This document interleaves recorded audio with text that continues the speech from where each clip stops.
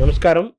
మనతో పాటు డాక్టర్ ఆళ్ల సత్యనారాయణ రెడ్డి గారు ఉన్నారు. వారు సీనియర్ గైనకాలజిస్టు, అలాగే సెక్స్ ఎడ్యుకేషన్ మీద కూడా స్పెషలైజేషన్ చేశారు. దాంతోపాటు సైకాలజీ చదువుకున్నారు. ఎన్నో ఏళ్ల పాటు ప్రభుత్వ వ్యవస్థలోనూ, ప్రైవేట్ రంగంలోనూ కూడా వైద్య సేవలు అందించారు. వాళ్ళ అధ్యాపకులు పాఠాలు బోధించారు. జాతీయ వ్యాప్తంగా నేషనల్ లెవెల్లో అనేక సెమినార్లు, వర్క్షాప్స్ అటెండ్ అయ్యారు. ఎన్నో జర్నల్స్కి అద్భుతమైన ఆర్టికల్స్ రాశారు. వారు గైనకాలజిస్టుగా స్త్రీ యొక్క ఆరోగ్యం గురించి సంపూర్ణమైన అవగాహన ఉన్న వ్యక్తి. అయితే వారు జనరల్గా గైనకాలజిస్టులు ఎక్కువ మంది లేడీ డాక్టర్స్ ఉంటారు. వారు మేల్ అయినా కానీ గైనకాలజీ చేసి చాలా మంచి పేరు తెచ్చుకున్నారు. చాలా గొప్ప ఆరోగ్యాన్ని ఇచ్చారు. గైనకాలజీతో పాటు సెక్స్ ఎడ్యుకేషన్ మీద కూడా ఆయన చాలా మందిని అవేర్నెస్ తీసుకొచ్చి, ఒక అవగాహన కల్పించి, చైతన్యం తీసుకొచ్చే ఒక అంకిత భావంతో ఆయన పనిచేస్తున్నారు. అటువంటి డాక్టర్ ఆళ్ల సత్యనారాయణ రెడ్డి గారిని అడిగి సెక్స్ ఎడ్యుకేషను, స్త్రీ పురుష సంబంధాలు, అలా ఇవన్నీ కూడా మనం తెలుసుకునే ప్రయత్నం చేద్దాం. నమస్కారం. నమస్కారం. మామూలుగా మనం ఆది మానవ దశ నుంచి స్త్రీ పురుషులు, మగవాళ్ళు, మనం స్త్రీ పురుషులు అంటే మనుషుల దగ్గరకు వస్తాయి. అవి ఆ బంధం మనిషి మగవాళ్ళ అంటే ఆడవాళ్ళకి ఆకర్షణ, ఆడవాళ్ళ పట్ల మగవాళ్ళకి ఆకర్షణ చాలా సహజమైన ప్రక్రియ. స్నేహం ఉంటుంది, ప్రేమ ఉంటుంది, అలాగే సెక్స్ కూడా చాలా ఇంపార్టెంట్. అది లేకపోతే పుట్టుక లేదు, జనరేషన్స్ లేవు, ఇంత లక్షల జనాభా లేరు. దాని పట్ల అవగాహన అనేది లేదు అని ఇప్పటికే అంటున్నారు. ఇంత ఎడ్యుకేషన్ పెరిగింది, చాలామంది చదువుకుంటున్నారు, అలాగే అర్బనైజేషన్ పెరిగింది, టెక్నాలజీ పెరిగింది, అన్నీ పెరిగినాయి. కానీ ఇప్పటికీ చాలామంది డాక్టర్లు, ఏ డాక్టర్ అయినా సరే, వాళ్ళు ఏమంటున్నారంటే ఇప్పటికీ సెక్స్ పట్ల అవగాహన లేదు. అదే చిన్నపిల్లలకు, వయసులో ఉన్న వాళ్ళకే కావాలి, పెద్దవాళ్ళకు కూడా సెక్స్ పట్ల అవగాహన అందరికీ కలగాలి అని అంటున్నారు, కానీ కలగట్లేదు. సో సెక్స్ ఎడ్యుకేషన్ అనేది చాలా ఇంపార్టెంట్ అని అంటున్నారు. చాలా కాలం వింటున్నప్పుడు పెరుగుతోంది. ఇప్పుడు మీరేమంటారు డాక్టర్ గారు? సెక్స్ ఎడ్యుకేషన్ అవసరమా అసలు? సెక్స్ ఎడ్యుకేషన్ అందరికీ అవసరమే. మిగతా వాటి ఏ విధంగా తెలుసుకుంటారో, మనం ఎట్లా చూస్తామో తెలుసుకుంటాం, ఎట్లా మాట్లాడతామో, ఎట్లా మాట్లాడాలో కూడా నేర్చుకుంటాం. ఎవరిని చూసి? మిగతా వాళ్ళని చూసి నేర్చుకుంటాం. అన్ని మిగతా వాళ్ళని చూసి నేర్చుకుంటే, మనం నేర్చుకునేది ఏదైనా కానీ పుస్తకాల్లో చదివి కాదు, మిగతా వాళ్ళని చూసి, పబ్లిక్ని చూసి ఏ విధంగా ఉన్నారో నేర్చుకుంటాం. కానీ సెక్స్లో ఆ వసతి లేదు. అందుకోసమనే కనీసం థియరీ వరకైనా మేము చెప్పగలం. కాబట్టి దీంట్లో నేర్చుకోవటం అనేది జ్ఞానం వరకే చేయొచ్చు, కానీ దాని గురించి దాపరికం ఉంది, అది కష్టమైంది. కానీ నేర్చుకున్నది వాళ్ళల్లో కూడా చాలా మంది తెలుసుకుంటున్నారు. తెలియదనే కాదు, చాలా మంది తెలుసుకుంటున్నారు. కానీ ఏమిటంటే ఆ తెలుసుకుంది ఎక్కడి నుంచి? ఇంకోటి ఏమీ తెలియని వాళ్ళ దగ్గర నుంచి. అంటే ఇప్పుడున్నది ఇన్ఫర్మేషన్ లేక కాదు, మిస్ఇన్ఫర్మేషన్, అది ముఖ్యమైనది. ఉదాహరణకి రకరకాలైన మనుషులు వచ్చి మాట్లాడుతుంటారు, రోజు బోల్డ్ అని పోస్టులు వస్తుంటాయి. కానీ వాటిల్లో అందరూ చదువుతుంటారు, అందరూ చూస్తుంటారు, దానికి ఎక్కువ వ్యూయర్షిప్ చాలా ఎక్కువ ఉంటుంది. కానీ ఎవరు అడగరు, ఈ చెప్పే మనిషి ఎవరు, వాళ్ళకి ఎట్లా తెలుసు? మెజారిటీ చెప్పే వాళ్ళంతా ఏదో వాళ్ళకి ఊహించుకుని చెప్తుంటారు అంతే. వాళ్ళకి దాని మీద నిజమైన శాస్త్రీయమైన అవగాహన లేదు. కానీ ఎప్పుడో కష్టం వచ్చిన మనిషిని చూసి ఉండరు. అందుకోసమని ఇప్పుడు కొంత కనీసం పెద్ద వయసు వచ్చిన తర్వాత అయినా, కొంత సీనియర్ అయిన తర్వాత అయినా మనం ఎవరికి నాలెడ్జ్ ఇవ్వాల్సిన అవసరం లేదు. చెడిపోయిన నాలెడ్జ్ని సరిచేస్తే చాలు. అంటే my job is to correct the misinformation that is spreading by non medical are medical personal. అది మనకు కావాల్సింది. అంటే ఇప్పుడు మీరు చెప్తున్నారు కదా, సెక్స్ మనిషి సహజంగా జరిగే ప్రక్రియ సెక్స్ అనేది. కానీ ఆ సహజంగా జరిగే ప్రక్రియలో ఎందుకు మనిషి వెనకబడుతున్నాడు? ఇప్పటికీ సెక్స్ సంబంధించిన దాంట్లో సహజంగా జరిగేది ఎట్లానో, మనం ఎందుకు సెక్స్ చేస్తున్నాం అనేది మొట్టమొదటి పాయింట్. మిగతా మనుషులకు తప్పితే, అంటే దానికంటే కొద్దిగా కోతులు దాకాను, అది పిల్లలు కనటానికి మాత్రమే. దానికోసమని ఒక పర్టికులర్ ఋతువు ఉంటుంది, ఫలానా రోజున, ఆ రోజున మాత్రమే పనిచేస్తాయి. కానీ దాంతో పాటు పిల్లలు పుట్టడం అనే దానితో పాటు సంతోషం అనే మాట జతగలిచింది. ఆ సంతోషం జతగలిచిన తర్వాత కూడా ఈ కష్టాలు రాలా. ఆ సంతోషానికి సంబంధించిన దాంట్లో చాలా సందర్భాల్లో కుటుంబ వ్యవస్థ వచ్చిన తర్వాత చాలా రెస్ట్రిక్షన్స్ వచ్చినవి. అంటే సుమారు 6000 సంవత్సరాల క్రితం రెస్ట్రిక్షన్స్ అనేది ఎవరెవరితో చేస్తుంటారు. అటువంటిప్పుడు కూడా ఏ కష్టం రాలా. ఈ రెస్ట్రిక్షన్స్ వచ్చిన తర్వాత అప్పుడు దాని నుంచి ఎక్స్పెక్టేషన్స్ పెరిగిపోయినవి. అందుకని కష్టాలు వస్తున్నాయి. ఇంతకుముందు కూడా కష్టాలు ఉన్నాయి, కానీ ఇప్పుడు కష్టాలు ఎక్కువైనాయి. ఎందుకని? మనం అన్ని విషయాల్లోనూ, ఉదాహరణకు తినటం లోపల, ఇంతకుముందు తినే దాంట్లో ఈ అరగకపోవడం అనేది మాట లేదు, కానీ ఇప్పుడు చాలామంది తినటం అరగలేదని చెప్తున్నారు. అదేవిధంగా సెక్స్లో కూడా అదే విధంగా వచ్చింది. అంతేగాని కొత్తగా మిగతా వాటిలో అన్నిట్లోనూ ఏ విధంగా కష్టాలు వస్తున్నాయో దీంట్లో కూడా అదే విధమైన కష్టాలు వస్తున్నాయి. కాకపోతే ఇది బయటికి వెల్లడి కాలేదు కాబట్టి ఇబ్బందులు వస్తున్నాయి. అంటే మీరు ఇప్పుడు ఈ సెక్స్ ఎడ్యుకేషన్ ఇన్ఫర్మేషన్ చాలా ఉంది, గూగుల్లో, వికీపీడియాలో చదువుతున్నారు, తెలుసుకోవడానికి ఉంది. బట్ థియరీ వేరు, ప్రాక్టీస్ వేరు. విషయం తెలుసుకున్న దాన్ని ప్రాక్టికల్గా దాన్ని ఆచరించాలి అంటే మీరు సంతోషం మనకు మాట వాడారు కదా, సో ఆ సంతోషం మిస్ అవుతున్నారు. అంతేనంటారా? అది సంతోషం పొందటానికి కోసమని ప్రయత్నం చేస్తూ పని పాడైపోతుంది. అదేనండి ఆపరేషన్ సక్సెస్ పేషెంట్ డౌట్ లాగా. అట్లా కాదు. భోజన హోటల్‌లోకి పోయిన తర్వాత ఆ! వండటానికి కోసమని అన్ని దినుసులు ఉన్నాయి. హ్మ్. కానీ వంట చేత కావట్ల. అదే మంచి ఆకలితో ఎళ్ళాడు హోటల్‌కి. అక్కడ అన్ని ప్లేట్‌లో అన్నీ ఉన్నాయి. కానీ సరిగ్గా తినలేకపోతున్నాడు, అరిగించుకోలేకపోతున్నాడు. అటువంటిది. దానికి కారణం ఏమిటి? కారణం రావటం ఊహల్లో బతకటం. నిజాల్లో కాకుండా ఊహల్లో బతకటం. దాని గురించి ఏమీ అవగాహన లేదు. ఒకవేళ అవగాహన ఉన్నా గానీ ఊహల్లో. అంటే ఉదాహరణకి చాలామంది బ్లూ ఫిల్మ్ చూస్తారు. దాంట్లో ఏ విధంగా చేయాలో ఆ విధంగానే చేయాలి. అది నిజం అనుకుంటున్నారు. కానీ ఆ విధంగా చేయటం అసంభవమైన పని తెలుసుకోవట్లా. ఒక బాలయ్య బాబు గారి సినిమాలో చూస్తే 40 మందిని కొడతాడు. కానీ నిజ జీవితంలో మనం 40 మందిని కొట్టడానికి పోము. అదేవిధంగా బ్లూ ఫిల్మ్‌లు ఆ విధంగా చేసిన విధంగా చేయాలని కోరుకుంటున్నాడు జనం. దాని నుంచి ఫెయిల్యూర్స్ వస్తున్నాయి. ఇప్పుడు రావటానికి మేజర్ కారణం ఇవాళ అదే కారణం. అంటే ఒకప్పుడు సెక్స్ పుస్తకాలు ఉండేవి. ఇప్పుడు వీడియోలు వచ్చేసాయి. సో ఇవన్నీ కూడా మనిషి సహజత్వానికి అసలుకి దూరంగా తీసుకెళ్తున్నాయి. ఊహల్లో తీసుకెళ్తున్నాయి అంటారు. అంతే కదా! దాంట్లో ఫిల్మ్‌లు చూపించి దేనికోసమని కొంత ఉద్రేకం కలిగించడానికి కోసం చేయాల్సింది. కానీ ఉద్రేకం కలిగించడానికి చేసే విధంగా చేసే ఫిల్మ్‌లన్నిటికీ ఏ చెడ్డ చేయదు. అందరూ అనుకుంటారు బ్లూ ఫిల్మ్ చూడంగానే చెడిపోతారని. నో. ఉద్రేకం కలిగించడానికి కానీ, సంతోషం కలిగించడానికి కానీ ఏం చేసినా ఏమి ఇబ్బంది ఉండదు. కానీ దాన్ని వ్యసనంగా మారినప్పుడు మాత్రమే కష్టం వస్తుంది. ఇప్పుడు అదే విధంగా చేయాలనుకున్నప్పుడు మాత్రం కష్టం వస్తుంది. వ్యసనంగా మారటం మీరు చెప్పినట్టుగా అందులో ఉన్నట్టుగా నేచురల్‌గా చేయాలనుకోవటం, అక్కడ ఫెయిల్ అవుతున్నాం సైకలాజికల్‌గా ఫీల్ అవ్వటం. దీనివల్ల ఇంటర్ కోర్స్ అనేది సరిగ్గా జరగట్లేదు. అక్కడ ఫెయిల్ అవుతున్నాం. అయితే ఇప్పుడు మీరు మామూలుగా సంతానలేమి ఫర్టిలిటీ ప్రాబ్లమ్స్ కూడా బాగా వస్తున్నాయి. అటు మీరు గైనకాలజిస్ట్ కూడా కదా! తర్వాత కాబట్టి ఇటు పురుషులు మీరు. సో ఈ 2 వైపుల నుంచి చెప్పగలిగిన ఒక ప్రత్యేకత మీ దగ్గరే ఉంది. సో ఇప్పుడు ఈ ఫర్టిలిటీ సెంటర్స్ కూడా బాగా పెరుగుతున్నాయి. ఈ సంతానలేమి అటు స్త్రీలకి ఎలాగో చేస్తున్నారు. పురుషులు కూడా కొంతమంది కలుస్తున్నారు. ఎక్కువ కలిసేది స్త్రీలే. పురుషులు కలిసే సంఖ్య తక్కువ అని చెబుతున్నారు. వాడు కూడా ఫర్టిలిటీ సెంటర్స్ వాళ్ళు కూడా మా దగ్గరికి ఎక్కువ వచ్చేది స్త్రీలే వస్తారండి. వాళ్ళ అమ్మో, వాళ్ళ అత్తగారో ఎవరో వస్తారు. వచ్చి మా అమ్మాయికి పెళ్ళై 3 ఏళ్ళయింది, 4 ఏళ్ళయింది, 5 ఏళ్ళయింది. ఇంకా ఇది అవ్వలేదని చెప్పి వస్తారు. అబ్బాయిని తీసుకొని ఎప్పుడు రారు. అబ్బాయిని చెక్ చేయటం గాని జరగట్లేదు. తక్కువ మంది వస్తున్నారు. మేము అలా కాదమ్మా అబ్బాయిని కూడా స్టడీ చేయాలి. ఇద్దరిని చూసి చెప్పాలంటాం మేము అంటున్నారు. సో మీరు గైనకాలజిస్ట్ గాను, ఒక సెక్స్ ఎడ్యుకేషన్ స్పెషలిస్ట్ గాను ఈ సంతానలేమి ఈ పొటెన్షియాలిటీ లేకపోవటం అదే దాన్ని ఏమంటారు ఫర్టిలిటీ సరిగ్గా లేకపోవడానికి కారణాలు ఏంటంటారు పురుషుల్లో? అంటే సెక్స్ చేయటం వేరు, ఫర్టిలిటీ వేరు. పిల్లలు కలిగించడానికి కోసమని గొప్ప శక్తిమంతులు కావాల్సిన అవసరం లేదు. సెక్స్ లోపల సెక్స్ బాగా చేసేవాళ్ళు పిల్ల పుట్టాలని లేదు, పిల్లలు పుట్టిన వాళ్ళు సెక్స్ బాగా చేస్తారని లేదు. 2 కలిసి ఉండేవే, కానీ 2 వేరువేరుగా ఉంటాయి. ఇప్పుడు పిల్లలు కలగటం ఇన్ఫర్టిలిటీ సెంటర్స్ ఎక్కువైనవి, ఇన్ఫర్టిలిటీ ఎక్కువైపోయింది. కానీ అది నిజమా? అనుమానమే. ఏమిటంటే ఇన్ఫర్టిలిటీ లోపల 2 రకాలు ఉంటాయి. ఒకటి వాడు కావాలని ఇన్ఫర్టిలిటీ తీసుకోవటం, రెండోది వాడు కావాలని పిల్లలు కావాలనుకున్న ఇన్ఫర్టిలిటీ పిల్లలు కలగకపోవటం. రెండింటినీ కన్ఫ్యూజ్ అవుతుంటారు పబ్లిక్ అంతా. ఉదాహరణకి పెళ్ళైన తర్వాత కొన్నాళ్ల పాటు మాకు పిల్లలు వద్దనుకుంటారు. వద్దనుకుని జాగ్రత్త తీసుకుంటారు. అట్లా 2 ఏళ్ళు గడిచిపోయిన తర్వాత 6 నెలల్లో పిల్లలు కలగకపోతే వెంటనే పరిగెత్తుకొస్తారు. మా పెళ్ళై 2.5 సంవత్సరాలు అంటారు. కానీ నిజంగా వాళ్ళ పెళ్ళై 6 నెలలే. అంతే. చాలా సందర్భాల్లో ఏమిటంటే మామూలుగా జరిగేది ప్రాక్టీస్లో జరిగేది ఏమిటి, వాళ్ళు పెళ్ళైంది 3 ఏళ్ళైంది, మీకు ఇంతవరకు గుడ్ న్యూస్ ఏమిటి ఎదురా అని వాళ్ళ తల్లిదండ్రులు అడుగుతారు. వాళ్ళ ఇంట్లో ఇన్నాళ్ళు మేము వద్దని చేసుకున్నాం అని ఇంట్లో చెప్పలేరు. ఆ ధైర్యం లేదు. వాళ్ళ తల్లిదండ్రులకి ఏమిటి 3 ఏళ్ళు అయింది కదా అంటారు. నిజంగా చూస్తే 6 నెలలే.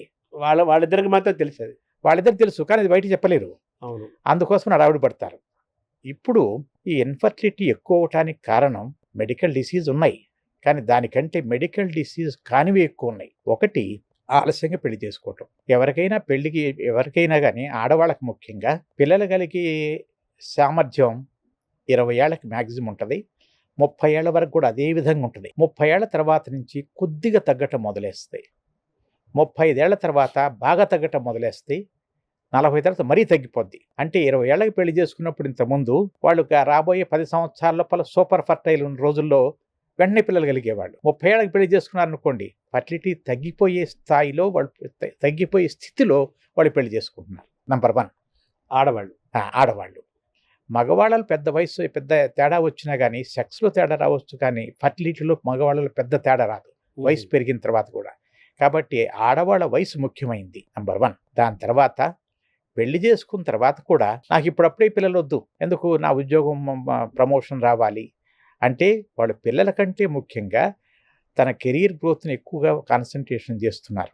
దీంతో పాటు ఇద్దరు ఉద్యోగాలు చేస్తూ ఒకళ్ళు బెంగళూరులో పనిచేస్తుంటారు, ఒకళ్ళు హైదరాబాద్లో పనిచేస్తుంటారు. ఎప్పుడు 15 రోజులకు ఒకసారి అబ్బాయి వస్తాడు, లేదు కొంతమంది ఇండియాలో ఉంటారు, ఒకళ్ళు అమెరికాలో ఉంటారు, లేదు మిలిటరీలో పనిచేస్తుంటాడు. ఇవన్నీ చాలా ఎక్కువైపోయినాయి ఇద్దరు పనిచేసరికి. ఇంతకుముందు ఒక్కళ్ళే పనిచేసేవాళ్ళు కాబట్టి భర్త ఎక్కడ ఉంటే అక్కడ పోయేది అమ్మాయి. ఇప్పుడు ఇద్దరు పనిచేసరికి ఇది. దాంతోపాటు మాకు ఇప్పుడప్పుడే పిల్లలు వద్దు అంటే వాళ్ళు ఎంత లెక్క ప్రకారం అంటున్నారంటే, ఉదాహరణకి ఓ మనిషి గల్ఫ్లో ఉద్యోగానికి పోయాడు, ఏదో డ్రైవర్ పని చేయడానికి. సంవత్సరానికి ఒకసారి ఇంటికి వస్తాడు, 2 నెలల పాటు ఇక్కడ ఉంటాడు, ఆ 2 నెలలు కడుపు చేయాలంటాడు.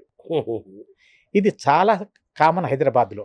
అంటే ఇప్పుడు ఈ సెక్స్ పాల్గొనటం వేరు, ప్రెగ్నెన్సీ రావటం వేరు కదా సార్. అవును, అందుకని అంటే ఆ 2 నెలల లోపల మీరు ప్రెగ్నెన్సీ తెప్పించాలి. అంటే ఏమిటంటే సృష్టి నియమం ప్రకారం దానంతరదే ప్రెగ్నెన్సీ వస్తుంది, ఎవరో ఏం చేయాల్సిన అవసరం లేదు. దాన్ని ఇన్ని రకాలైన పద్ధతుల ద్వారా మనం అడ్డుకుంటున్నాం, తెలుసో తెలియకో. అంటే సహజమైన ప్రక్రియని మనమే అడ్డుకుంటున్నాం, దాన్ని చేయడ్డు పెడుతున్నాం. అయిన తర్వాత నెక్స్ట్ వచ్చేసరికి అసలు పిల్లలు పుట్టలేదు లేదు అని ఎప్పుడు అనాలి? పెళ్ళైన నెలలో అనాలా? 3 ఏళ్ళ తర్వాత. పిల్లలు పుట్టడానికి కూడా ప్రతి ఒక్క పద్ధతి ప్రకారం ఉంటుంది. ఎవరైనా భార్యాభర్త ఇద్దరు కలిసి ఉంటున్నారనుకోండి, మామూలు జనాలు అంటే ఒక 30 ఏళ్ళ అబ్బాయి 25 ఏళ్ళ అమ్మాయి ఉన్నారనుకోండి, వాళ్ళల్లో రెగ్యులర్గా సెక్స్ చేసుకుంటూ ఒకే చోట కలిసి ఉన్నారు, సుఖంగా సంతోషంగా ఉన్నారు. అటువంటి వాళ్ళల్లో 3 నెలలు అయ్యేసరికి 40-50% మంది ప్రెగ్నెన్సీ వచ్చేస్తుంది. 6 నెలలు అయ్యేసరికి 60, మోర్ దెన్ 60 అంటే 2/3 పిల్లలు పుడతారు. సంవత్సరం అయ్యేసరికి 85% మంది పిల్లలు పుడతారు. సంవత్సరం దాటిన తర్వాత పిల్లలు పుట్టకపోతే మాత్రమే, అది కూడా సంవత్సరం పాటు ఇద్దరు ఒకే చోట కలిసి ఉండి రెగ్యులర్గా సెక్స్ చేస్తూ, అది అండర్లైన్ చేయాలి, రెగ్యులర్గా సెక్స్ చేస్తూ, అంతేగాని వీకెండ్ సెక్స్ చేయటం కాదు, రెగ్యులర్గా సెక్స్ చేస్తూ అప్పటికి కూడా పిల్లలు కలగకపోతే వాళ్ళు మాత్రమే పిల్లల కోసమని ట్రీట్మెంట్ చేసుకోవడానికి అర్హులు. కానీ మెజారిటీ ఇప్పుడు ఏమొస్తుందంటే, ఆ అమ్మాయి వస్తుంది, అమ్మాయి కలిసి వస్తారు, సార్ ఇన్నాళ్ళు మేము పిల్లొద్దు అనుకుని కండం వాడుకున్నామండి, కానీ మా ఆయన ఆన్ సైట్ మీద అమెరికా పోతున్నాడు 3 నెలల తర్వాత, కాబట్టి ఈ 3 నెలలు నా గర్భిణి రావాలంటుంది. 3 సంవత్సరాల పాటు నువ్వు వద్దనుకున్నా 3 నెలల పాటు కావాలంటే అంటే ఏమిటంటే, దేవుడు అనొద్దు, దేవుడో ప్రకృతి, దేవుడో దెయ్యం మనకు అనవసరం, కానీ ప్రకృతి అనేది ఉంది. కానీ ప్రకృతికి అనుగుణంగా నడవకుండా దానికి వ్యతిరేకంగా నడిచినప్పుడు ఇదే జరుగుద్ది. అంటే ఏమిటంటే టైమింగ్ ఆఫ్ ప్రెగ్నెన్సీ కూడా చేస్తున్నారు. నాకు ఏ రోజున ప్రెగ్నెన్సీ కావాలి అనేది, ఎప్పుడు కావాలి, ఇవన్నీ పిల్లలు కలగకపోవటానికి ఇప్పుడున్న పరిస్థితుల్లో ఇవన్నీ సిచ్యువేషన్స్, అంతేగాని నిజంగా మెడికల్ డిసీజ్ కాదు. ఇది ఫస్ట్ పాయింట్. ఇవన్నీ ఏమైనా డాక్టర్ సరి చేయాలా? మనంతా మనం సరి చేసుకోవాల్సిందే, నంబర్ 1. ఇక నెక్స్ట్ వచ్చేది నిజంగా పిల్లలు కలగరు. ఎందుకు కలగరు?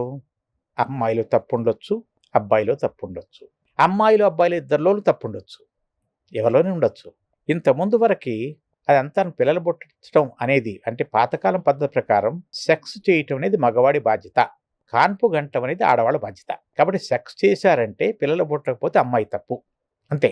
సెక్స్ చేయలేకపోతే మగవాడి తప్పు, అది ఎవరిదైనా కానీ, అది అన్రిటర్న్ లా ఇవంతా. కానీ నిజంగా ఇప్పుడు చూసేటైతే ఒక 100 మంది నా దగ్గరకు వచ్చాను పిల్లలు కలగలేదు అని లెక్క ప్రకారం సంవత్సరం తర్వాత అనుకుంటే, సుమారుగా బండగా చెప్పడానికి కోసమని ఓ 30 మందిలో అమ్మాయిలో మాత్రమే తప్పు ఉంటుంది, ఒక 30 మందిలో అబ్బాయిల్లో మాత్రమే తప్పు ఉంటుంది, ఒక 30 మందిలో అబ్బాయిల్లో కొంత తప్పు, అమ్మాయిలో కొంత తప్పు ఉంటుంది. అంటే ఓవరాల్గా చెరుసగం. దాని తర్వాత ఒక 10% మందిలో ఏ తప్పు ఉండదు. తప్పు లేదని కాదు, మనం తెలుసుకోలేకపోయాం. అవును. కాబట్టి సుమారుగా చెప్పడానికి ఏమిటంటే, యాజ్ ఆన్ టుడే ఇవాళ మగవాళ్ళల్లో పిల్లలు పుట్టే శక్తి చాలా తగ్గిపోయినట్లు లెక్క గత 50 సంవత్సరాలు. అంటే ఇవాళ అందరూ అనుకుంటారు టెస్ట్ ట్యూబ్ బేబీస్ అంటే చేస్తున్నారు కదా, టెస్ట్ ట్యూబ్ పోతారు కదా, అంటే టెస్ట్ ట్యూబ్ చేస్తున్నారంటే అమ్మాయి మీద చేస్తున్నారు, కాబట్టి తప్పు ఎవరిది అనుకుంటాం? అమ్మాయిది.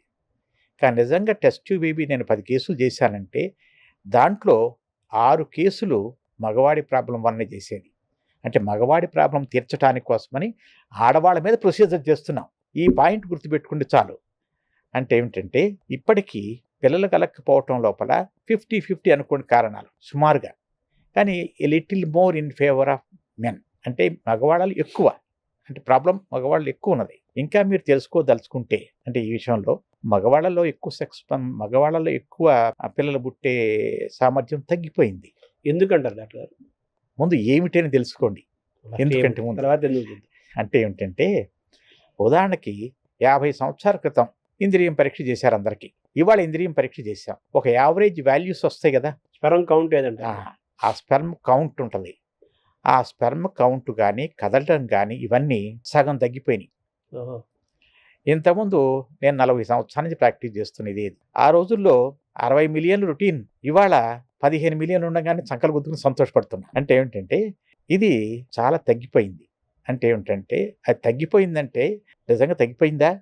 తగ్గిపోయింది. కానీ ఇంతకుముందు అవసరానికంటే ఎక్కువ ఉన్నది, ఇప్పుడు అవసరానికంటే తగ్గింది. అతివృష్టి అనావృష్టి లాగా.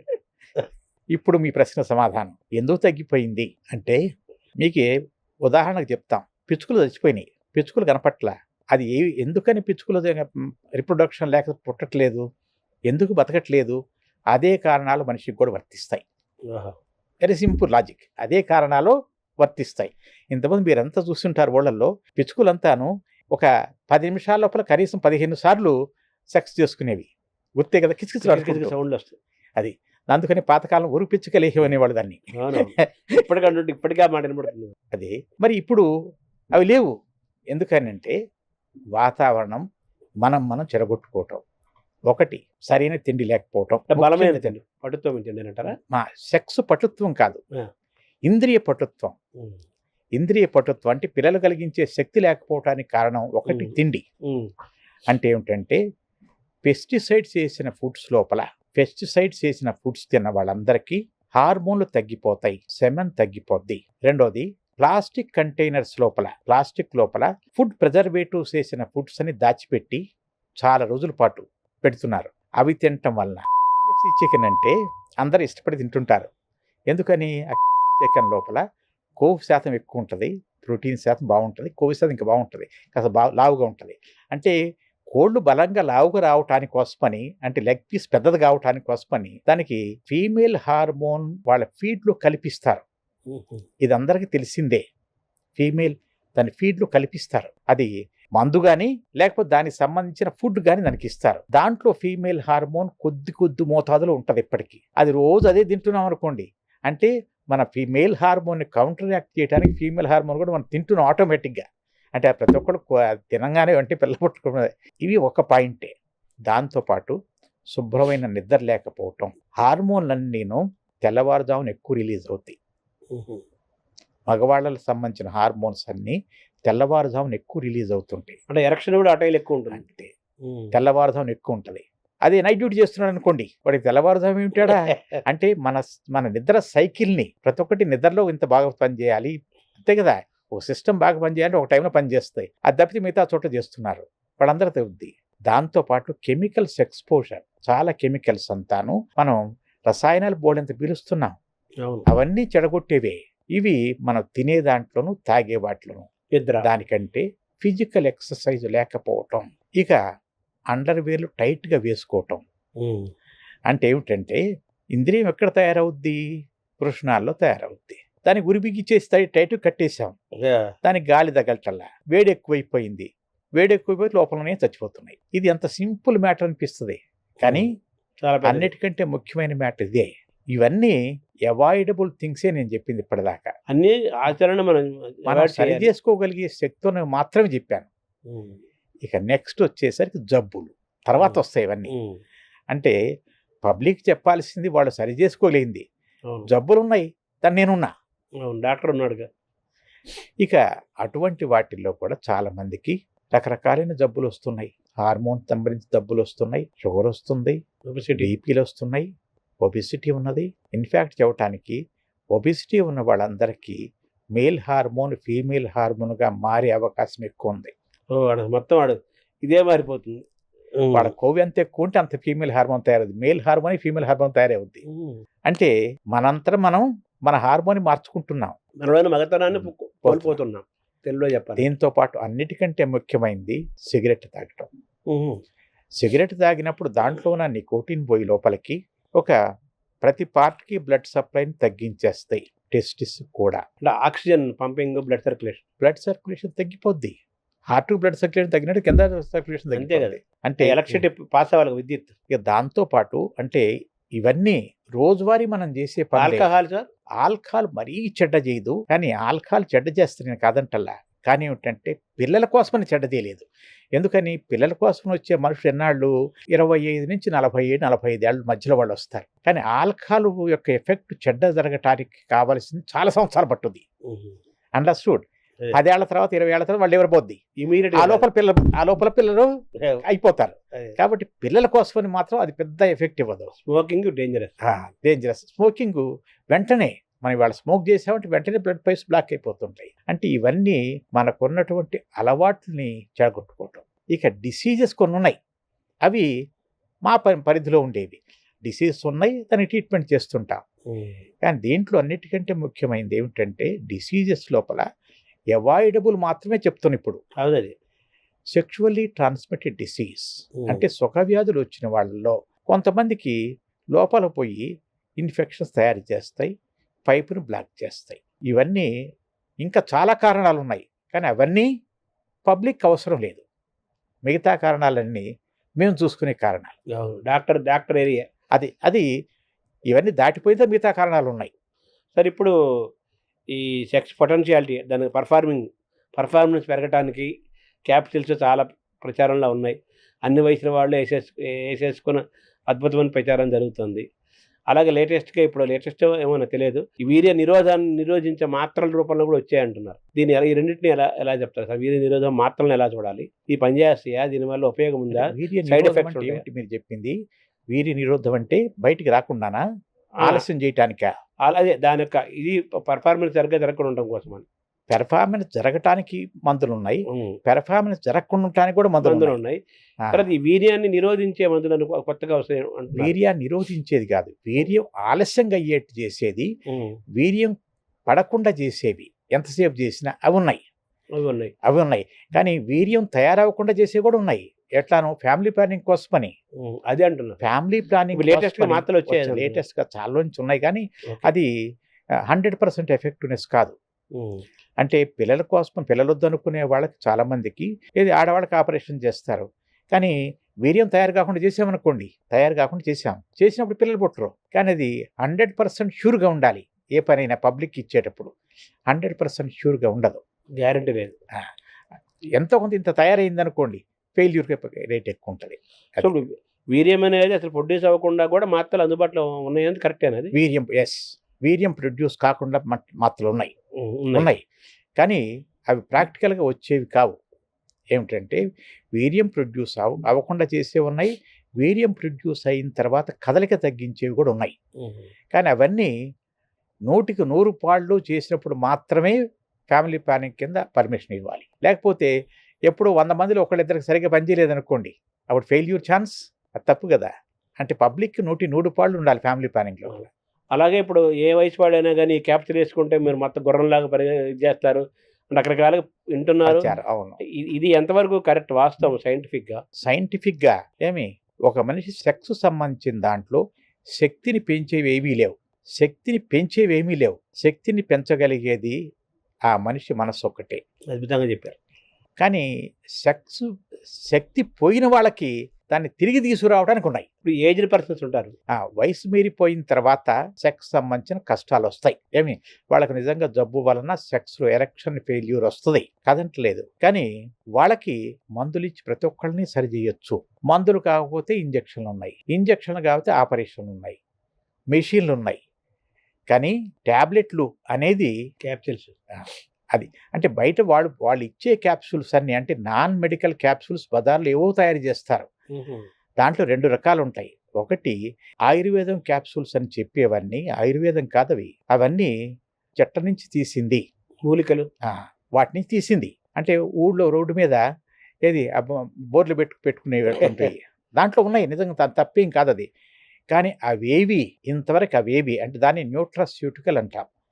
అంటే సెక్స్ సంబంధించిన దాంట్లో ఉద్రేకం కలిగించడానికి కానీ గట్టితనం సరిగా రావటానికి కానీ మీరు నాన్ మెడికల్ క్యాప్సూల్స్, అర్థమైంది కదా, నాన్ మెడికల్ మీరు పేపర్లో అడ్వర్టైజ్మెంట్ చేసే నాన్ మెడికల్ క్యాప్సూల్స్ అన్నీ ఏవి నిజమైన ఎరెక్షన్ ఫెయిల్యూర్ని సరిచేయలేవు.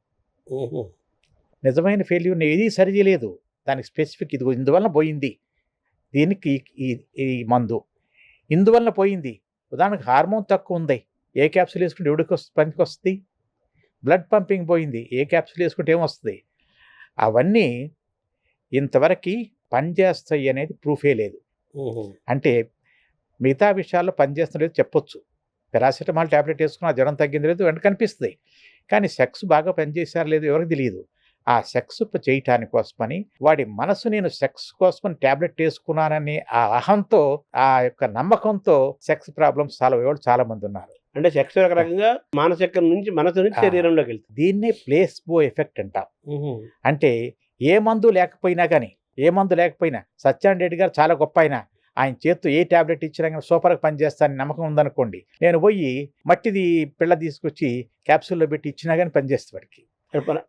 అలాంటివి అవి ప్లేస్బో అంటారు దాన్ని, దాని ఎఫెక్ట్. అంటే మీరు చెప్పినటువంటి ఈ క్యాప్సూల్స్ అన్ని ఆ ప్లేస్బో ఎఫెక్ట్ వల్ల కంటే ఎక్కువ పనిచేసేవి కావు. రియల్ మందులు ఉన్నాయి, వైగ్రాలంటే రియల్ మందులు నేను కాదంటలేదు, కానీ మీరు చెప్పే దాంట్లో కానీ చాలా మందులు ఏం చేస్తున్నారంటే మీరు ఆన్లైన్లో దొరికేవి కానీ మిగతా చోట దొరికేవి కానీ ఇదే క్యాప్సూల్ లోపల వైగ్రా, వాడు ఆయుర్వేద మందులు అంటారు ఇవంటారు, దాంట్లో వైగ్రా పొడి కొంత కలిపి దాన్ని అమ్ముతున్నారు.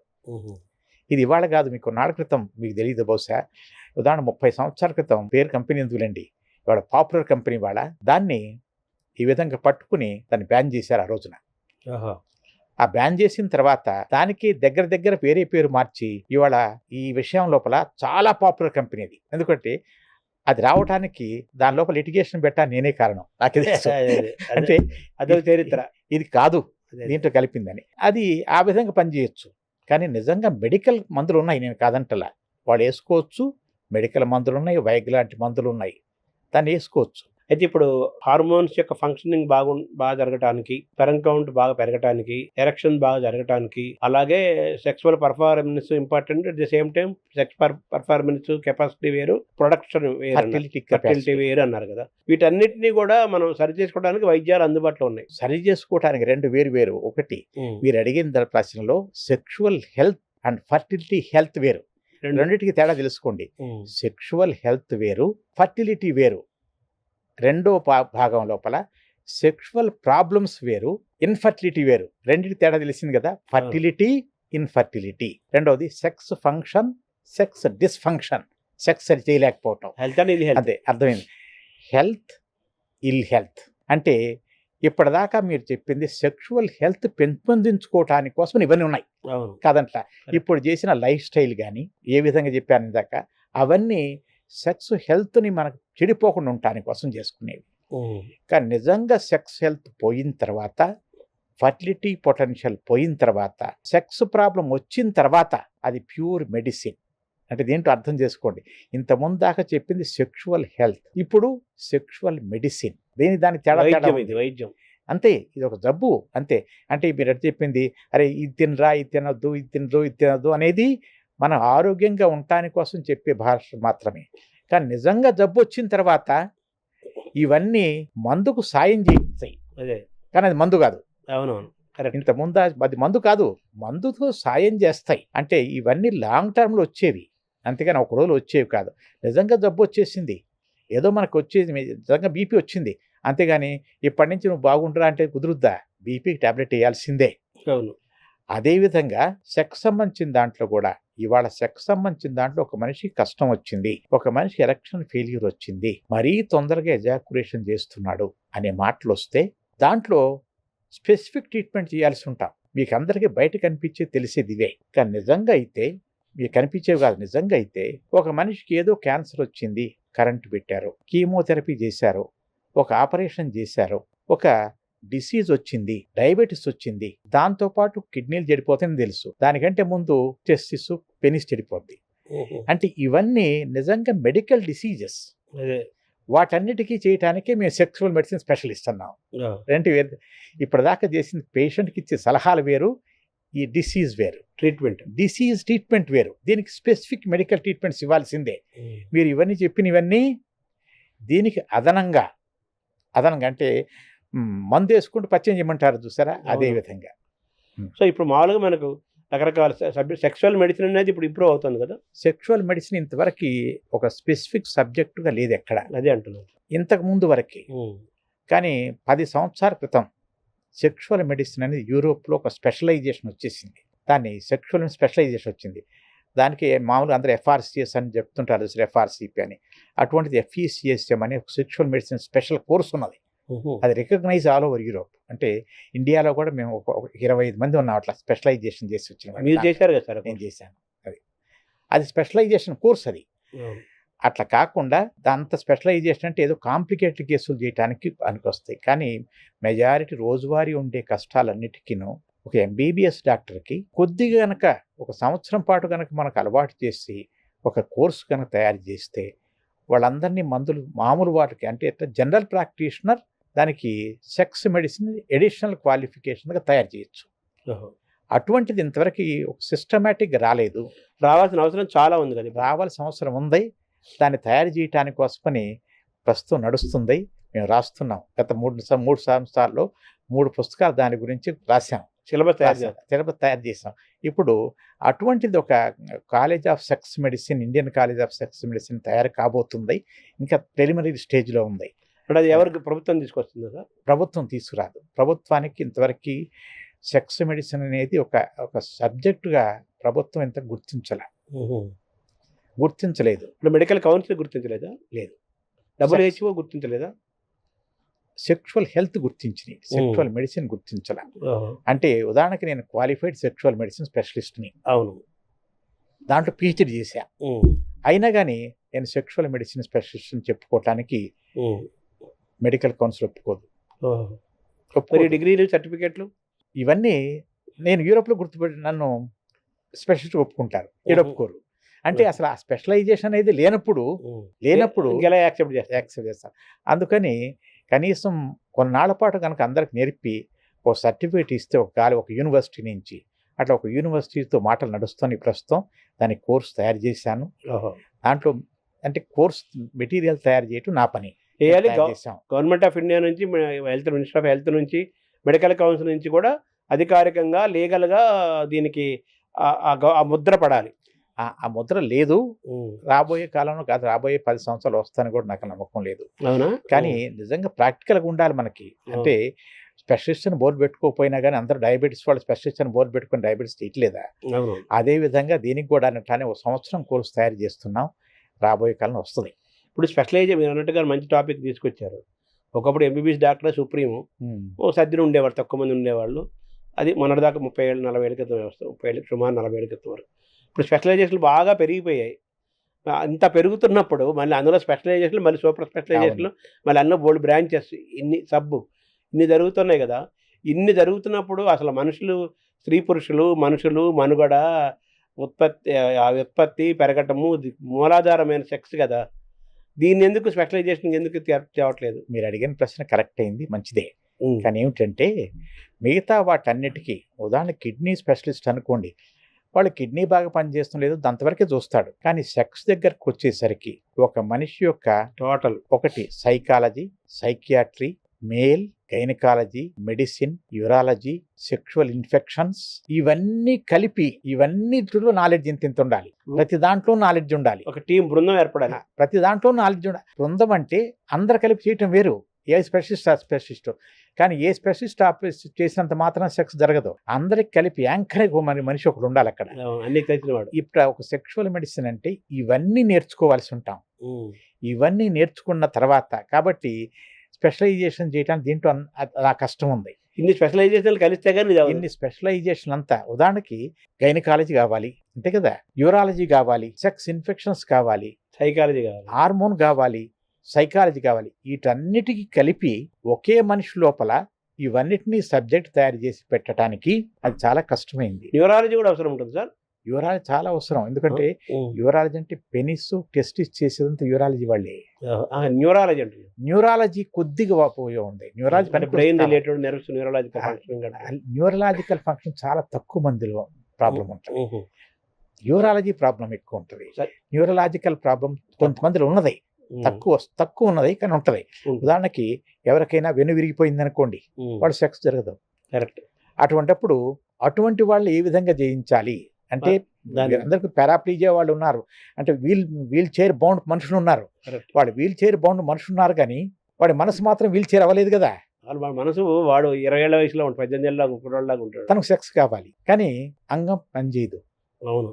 అటువంటప్పుడు దానికి కూడా టెక్నిక్స్ వస్తున్నాయి. సో న్యూరా అటు ఆ స్పెషలైజేషన్ మేము చేసేది అర్థమైంది. అదే అర్థమైంది. అది కూడా అన్ని ఇన్ని ఉన్నాయి కోర్సులు, ఇన్నిట్లో నాలెడ్జ్ ఉండాలి. ఇన్నిట్లో నాలెడ్జ్ ఉన్నప్పుడు మాత్రమే వాడు రియల్ సెక్సువల్ మెడిసిన్ స్పెషలిస్ట్ అవ్వగలడు. కాబట్టి దాన్ని సపరేట్గా పెట్టడం లేదు, పెట్టడం చాలా కష్టమైన పని. అదే అట్లా కాకుండా ప్రతి ఒక్కళ్ళకి ఇంత నేర్పితే సరిపోద్ది. అంత దాకా అవసరం లేదు. ఎందుకంటే 90% కేసులన్నీ నేను ఈ 1 సంవత్సరం పాటు కనుక ఒక కోర్సు తయారు చేసి నేర్పితే సెక్స్ మెడిసిన్లో 90% కేసులను సరి చేయగలరు.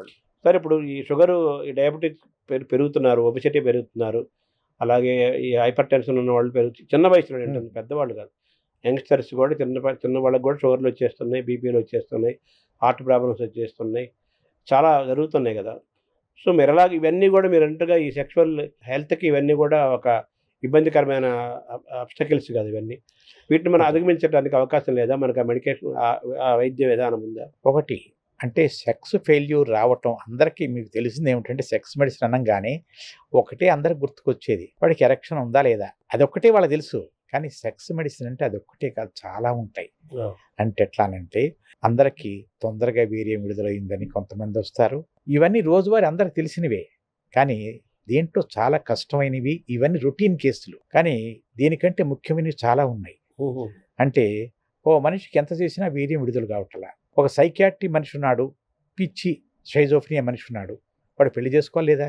అదే ఓ స్త్రీకి సెక్స్ సంబంధించిన దాంట్లో భయం ఉంది, ఆ సెక్స్ ఒప్పుకోవట్లేదు. లేదు, ఒక మనిషి హోమోసెక్స్ అయ్యాడు, వాళ్ళని మేనేజ్ చేయాల్సి ఉంటాం. అదేవిధంగా ఆ పార్ట్ క్యాన్సర్ వచ్చింది, ఏం చేయాలి అంటే అందరికీ తెలిసింది కామన్గా పబ్లిక్లో నానుడు వచ్చే వాటిలో ఎరక్షన్ ఒకటే అంటారు, అది ఒక్కటే అంటారు అంతే. కానీ ఆ ఒక్కటి తెలుసు, దానికి సంబంధించిన వయగ్రా అనే మాట ఒకటే తెలుసు, ఈ రెండే తెలుసు జనాలందరికీ. కానీ ఆ రెండు యూజ్ కంటే మిస్యూజ్ ఎక్కువ ఉంది.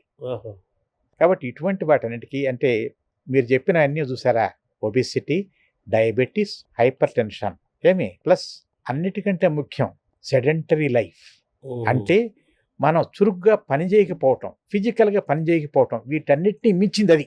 ఫిజికల్ యాక్టివిటీ లేకపోవటం అన్నిటికంటే ముఖ్యమైంది. అన్నిటికంటే ముఖ్యమైనది. వెరీ సింపుల్, చిన్న ఉదాహరణ చెప్తా. మనం ఫిజికల్ ఎక్సర్సైజ్ చేస్తే మన బాడీ లోపల బ్లడ్ పంపింగ్ ప్రతి చోట ఒక 10% పెరుగుద్ది కదా, అక్కడ కూడా పెరుగుద్ది. అంటే ప్రైవేట్ పార్ట్స్ కూడా పెరుగుద్ది. అంటే మనం ఏం వద్దనుకున్నా కానీ 10% ఆల్రెడీ పెంచుకోగలుగుతున్నాం. అంటే మీరు చెప్పిన అన్నింటినీ కలిపి మెటబాలిక్ సిండ్రోమ్ అంటారు. డయాబెటీస్ ఇవన్నీ మెటబాలిక్ సిండ్రోమ్ అంటారు. ఈ మెటబాలిక్ సిండ్రోమ్ లోపల సెక్స్ ప్రాబ్లమ్స్ చాలా చాలా ఎక్కువ వస్తాయి. దీన్నే మెటబాలిక్ సిండ్రోమ్ చాలా పెద్దది, ఎక్కువ ఉంటుంది. ఇటువంటి వాళ్ళ ఉదాహరణకు చెప్పడానికి డయాబెటీస్ అనుకోండి, ముఖ్యంగా డయాబెటీస్ గురించి చెప్తున్నాను. ఏమిటి, షుగర్ ఉన్న వాళ్ళల్లో సెక్స్ సంబంధించిన కష్టాలు వస్తాయి. ఎంతమందికి? అందరికీ, ఎవరు ఎక్సెప్షన్ కాదు. కంట్రోల్లో ఉన్న వాడికి 20 ఏళ్ల తర్వాత 25 ఏళ్ల తర్వాత ఎప్పుడో ఆలస్యంగా వస్తాయి. కంట్రోల్ లేని వాళ్ళకి 5 సంవత్సరాల తర్వాత వస్తాయి. అంటే ఇది ఎంత ముఖ్యమైందో తెలుసుకోవట్లేదు ఎవరన్నా. షుగర్ ఉన్న వాళ్ళు కానీ కంట్రోల్ చేసి నిజంగా తన లైఫ్ స్టైల్ని బాగు చేసుకున్నాడు అనుకోండి, వాళ్ళు జీవితాంతం సెక్స్ సరిగానే చేయగలరు. అంటే ఉదాహరణకి ఓ మనిషి 40 ఏళ్ళప్పుడు డయాబెటీస్ వచ్చింది, తన కంట్రోల్ చేసుకోలేకపోయాడు, తన లైఫ్ స్టైల్ సరి చేసుకోలేదు. అటువంటి వాళ్ళల్లో 50 ఏళ్ళు వచ్చేసరికి 40 ఏళ్ళకి షుగర్ వచ్చింది, కంట్రోల్ చేసుకోలే. 50 ఏళ్ళు వచ్చిన తర్వాత సగం మందికి దుకాణం బంద్, మిగతా సగం మంది ఏదో కష్టపడి చేస్తారు. ఇది సత్యమైన మాట, దాన్ని ఎవరూ అధిగమించలేరు. అదే షుగర్ని కంట్రోల్ చేసుకుంటూ తన లైఫ్ను బాగు చేసి కొలెస్ట్రాల్ తగ్గించేసుకుని చెడు అలవాట్లు లేకుండా ఉన్నాయనుకోండి, అప్పుడు కూడా వస్తాయి, కానీ మేనేజబుల్ లిమిట్స్లో ఉంటాయి. అట్లా వచ్చిన వాళ్ళందరికీ నిజంగా చేయాలనుకున్నప్పుడు ప్రతి ఒక్క మనిషికి సరి చేయగలం. ఏ ఏజ్ వరకు దాన్ని అలా మెయింటైన్ చేస్తారు? మీరు చెప్పినట్టుగా షుగర్ని మెయింటైన్ చేసుకోవాలి. ఏ వయసు అయినా బతికున్నంత కాలం, 80 ఏళ్ళకు కూడా ఏ వయసుకైనా సరి చేయొచ్చు. కాకపోతే సరి చేయించుకోవాలనే ఉద్దేశం ఉండాలి. కానీ చాలా మందికి సరి చేయించుకోవాలనే ఉద్దేశం ఉండటం వేరు, అంటే డిజైర్ వేరు, డ్రైవ్ వేరు. సరి చేసుకుందామని ఉద్దేశం ఉంటుంది తప్పితే సరి చేసుకోవడానికి కావలసినటువంటి చురుకుదనం కానీ, ఎందుకంటే ప్రెస్సింగ్ నీడ్ కాదు. పిల్లలు పుట్టారు, ఎవరు దాని మీద తరిమేవాళ్ళు లేరు. అటువంటిప్పుడు ఏముంది లేబ్బా నడవకపోతే ఏమైంది, లేకపోతే నిజంగా కనుక అందరూ కనుక సెక్స్ ప్రాబ్లం ఉన్న వాళ్ళందరూ కనుక డాక్టర్ దగ్గరకు వస్తే నాకు 400 సంవత్సరాల వెయిటింగ్ లిస్ట్ ఉంటుంది. అంతే కదా, చాలా మందికి ఉన్నది, కానీ చేసుకోరు. ఎందుకని? వాళ్ళు కోరికుండా చేసుకోవాలని, కానీ చేసుకోదామని వాళ్ళు షుగరే కంట్రోల్ చేసుకోలేనప్పుడు, షుగర్ అటువంటి తెలిసిన డిసిజన్ కంట్రోల్ చేసుకోవడానికి వాళ్ళ ప్రయత్నం చేయనప్పుడు ఈ ప్రాబ్లం కంట్రోల్ చేసుకోవడానికి వస్తాడని అనుకుంటామా? అదే వాళ్ళు చేయరు. అంటే ఏమిటంటే కోరిక ఉండటం వేరు, కోరిక తీర్చుకోవటానికి కోసమని బలవత్తరమైన డ్రైవ్ అంటాం దాన్ని, డ్రైవ్. ఆ పట్టుదల వేరు. ఆ పట్టుదల కొద్ది మంది మాత్రం ఉంటుంది. హైపర్ టెన్షన్ ఎలా చూడ సార్? సెక్సువల్ హెల్త్ రెండింటి. హైపర్ టెన్షన్ మరీ చెడ్డది కాదు. హైపర్ టెన్షన్ కొంత చెడ్డదే, కానీ హైపర్ టెన్షన్ సెక్స్ లోపల మరీ చెడ్డది కాదు. డయాబెటీస్ అంత చెడ్డది కాదు, ఒబెసిటీ అంత చెడ్డది కాదు, నో ఎక్సర్సైజ్ అంత చెడ్డది కాదు. హైపర్ టెన్షన్ కంట్రోల్లో ఉంటే హైపర్ టెన్షన్ వలన సెక్స్ ప్రాబ్లం వచ్చేది కొద్దిగా ఎక్కువ, కానీ డయాబెటీస్ వలన చాలా ఎక్కువ. ప్రతి థైరాయిడ్ సార్ ఎక్కడ పెరుగుతున్నాయి ఇప్పుడు. థైరాయిడ్ కేసులు పెరుగుతున్నాయి, కానీ థైరాయిడ్ కేసుల వలన సెక్స్ సంబంధించిన ఫెయిల్యూర్ రావటం అనేది చాలా సివియర్ కేసులు తప్పితే రాదు. వెరీ రేర్ వస్తుంది సివియర్ అయితే. అంటే ఉదాహరణకు మన అందరం ఏదో 50 మైక్రోగ్రాములు వేసుకునే కేసులే ఉంటాయి, అంతేగాని 200 మైక్రోగ్రాములు వేసుకునే కేసులు అటువంటి కొన్ని ఉన్నాయి. ఆటో ఇమ్యూన్ థైరాయిడ్స్ అటువంటి వాటిలో చాలా ఆలస్యంగా వస్తాయి, కానీ అందరూ అంత దాకా ఆగట్లేదు. అందరూ ముందే వేసుకుంటున్నారు కాబట్టి అది థైరాయిడ్ లోపల సెక్స్ సంబంధించిన కష్టం వస్తుంది, కానీ సెక్స్ కష్టం వచ్చే లోపలే థైరాయిడ్ సరి చేసుకుంటున్నారు అందరూ.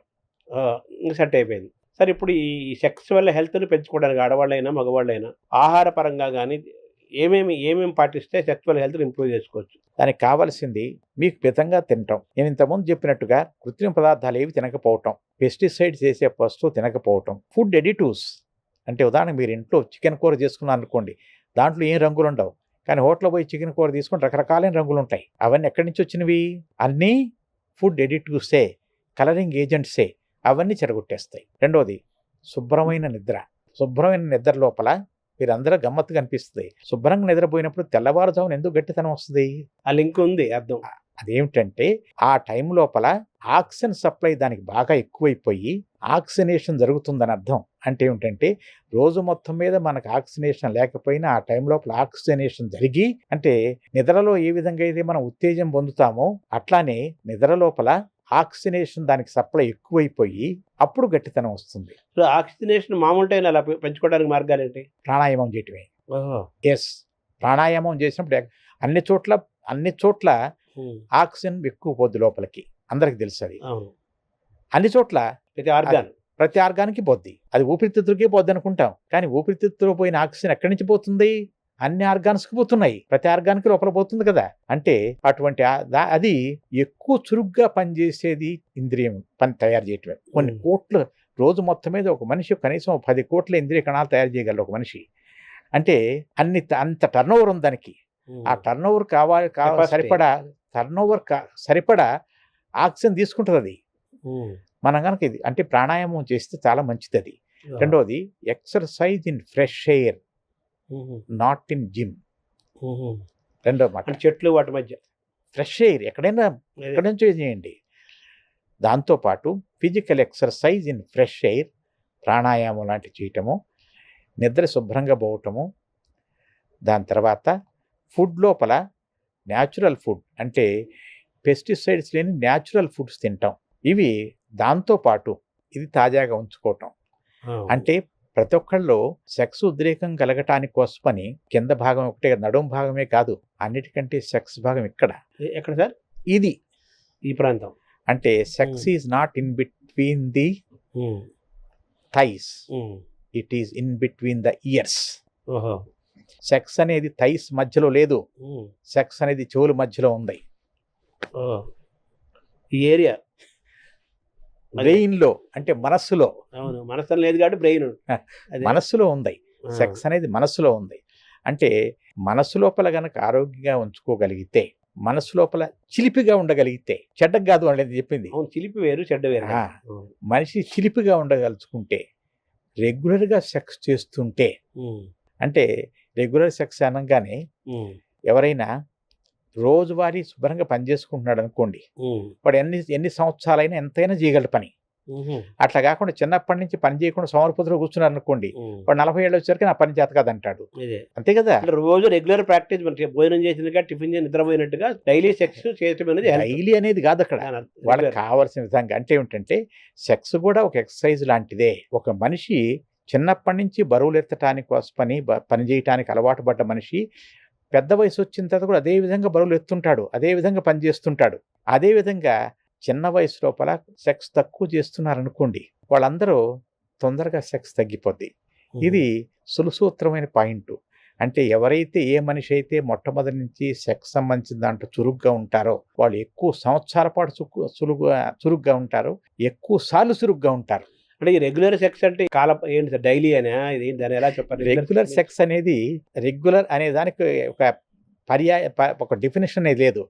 ఇది నా సొంత అనుభవం మీద చెప్తున్నా. రెగ్యులర్ అనగానే జనాలందరూ ఊహల్లో బతుకుతుంటారు, నిజాల్లో ఎవరు బతకరు ఊహల్లో. మీకు అందరికి ఎట్లా తెలుసు? ఇదిగో ఇప్పుడు ఈ కెమెరాని అడుగుతాను, ఎన్నిసార్లు సెక్స్ చేస్తారని ఊహించుకోవటానికి. ఊహలే, ఎవరు తెలుసు? ఎవరు తెలియదు కదా. ఎవరు చెప్పినా కానీ అబ్బా నేను ఇన్నిసార్లు అంటాడు, నిజమా? కానీ మరి ఎట్ట తెలుస్తుంది? అందుకోసం ఈ విషయం గురించి లిటిల్ ఎక్స్ట్రా చెప్తా నా గురించి. అంటే ఏమిటంటే, ఇదే నేను రేపు జూన్ లోపల వరల్డ్ అసోసియేషన్ ఆఫ్ సెక్సాలజీ కోసమని ఓ పేపర్ ప్రజెంట్ చేస్తున్నా. అంటే ఒక మనిషికి సెక్స్ ఫ్రీక్వెన్సీ, సెక్స్ ఎన్నిసార్లు చేస్తాడనేది ఎట్లా ఉంది గత 50 సంవత్సరాల నుంచి అని నేను దీంట్లో గురించి ప్రిలిమినరీ పరిశోధన చేశా. ఇదేదో నోటికి వచ్చినట్టు చెప్పడం కాదది. ఏం చేశాను, నేను 40 సంవత్సరాల నుంచి పిల్లల కోసం ట్రీట్మెంట్ చేస్తున్నా, 15 సంవత్సరాల నుంచి సెక్స్ సంబంధించిన ట్రీట్మెంట్ చేస్తున్నా ఎక్స్క్లూజివ్గా. అంటే వీళ్ళల్లో మగవాళ్ళని ఆడవాళ్ళని ఒక రొటీన్ ప్రొసీజర్, అంటే రొటీన్ ఎట్లాను, ప్రతి ఒక్కళ్ళని ఒక వారానికి ఎన్నిసార్లు సెక్స్ చేస్తారో నాయనా అని ప్రతి ఒక్కళ్ళని అడుగుతాం. అది మా పని, ఫండమెంటల్ ఫస్ట్ క్వశ్చన్ అది. అంతే. పిల్లల కోసం వచ్చిన వాళ్ళు ఇప్పుడు ఎంత చేస్తున్నావు అని అడుగుతాం. అదే సెక్స్ కోసం వచ్చిన వాళ్ళల్లో, అరే నాయన పెళ్ళైన కొత్తలో ఎన్నిసార్లు చేసేవాడివి, పెళ్ళైన 10 ఏళ్ళకి ఎన్నిసార్లు, 20 సంవత్సరాలు పెళ్ళైన 20 ఏళ్ళకి ఎన్ని, 40 ఏళ్ళకి ఎన్ని, ప్రతి ఒక్కళ్ళని అడుగుతాం. ప్రతిదీ నా దగ్గర రికార్డు ఉంటుంది. అది మొత్తం తీశాను ఈ మధ్య తీశాను. ఇది మీకు అభ్యంతరం లేకపోతే వేసుకోవచ్చు. అంటే ఇది గమ్మత్తుగా నోటి మాటలు చెప్పేది కాదు, అథారిటీ ప్రూఫ్. దాన్ని బట్టి ఏం తేలింది ఇవాళ అంటే అది చాలా తేడా వచ్చింది. అంటే గత 50 సంవత్సరాల లోపల సెక్స్ చేసే ఫ్రీక్వెన్సీ సగం పడిపోయింది. అంటే నా లెక్క ప్రకారం ఉదాహరణకి 1950-60లో పుట్టిన వాళ్ళకి, అంటే వాళ్ళు ఇవాళ 60-70 ఏళ్ళకి వచ్చినాయి.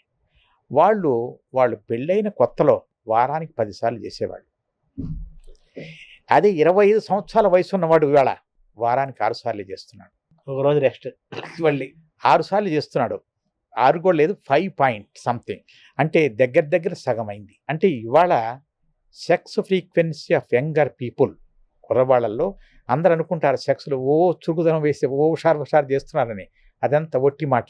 అంటే సెక్స్ ఫ్రీక్వెన్సీ అనేది చాలా తగ్గిపోయింది. దేంట్లో అన్నిటికంటే గమ్మత్తైన మాట ఏమిటంటే, ఓ మనిషి మిమ్మల్ని అడుగుతా, ఓ మనిషి తన జీవితంలో ఎన్నిసార్లు సెక్స్ చేస్తాడు? మీరు లెక్క చెప్పారు కదా, వందలే ఉంటాయి మొత్తం మీద కలిపి. ఇండియాలో ఎవరు లెక్క చేయలే, ఎవడో మా బోటి వాళ్ళు అన్ని రికార్డు చేసుకున్న వాళ్ళం ఉంటాం.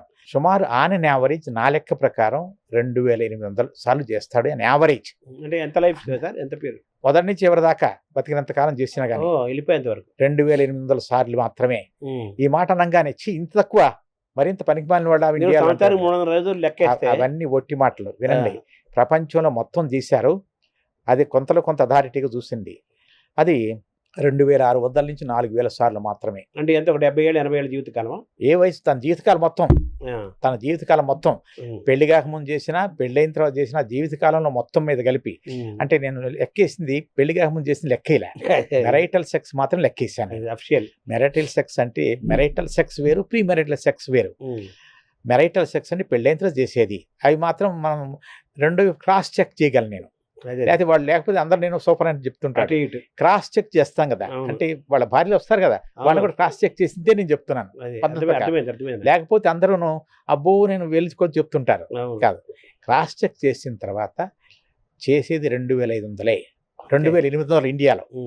అది నేను చూసిన లిమిటెడ్ సర్కిల్. అంటే నేను చూసింది ఆంధ్రప్రదేశ్, తెలంగాణ, బెంగళూరు, చెన్నై, పాండిచ్చేరి, అడ్జాయినింగ్ చంద్రపూర్, ఈ ఏరియాస్ అన్నింటినీ నేను క్యాటర్ చేశాను. 50 ఏళ్ల క్రితం ఎలా ఉండేది సార్? 50 ఏళ్ల క్రితం యావరేజ్, పెళ్ళైన కొత్త లోపల యావరేజ్ అంటూ నేను ఒకడు దానికంటే రెట్టింపు చేస్తాడు, దాంట్లో సగం చేసేవాళ్ళు కూడా. మొత్తం లైఫ్ స్పాన్ మొత్తం కలిపి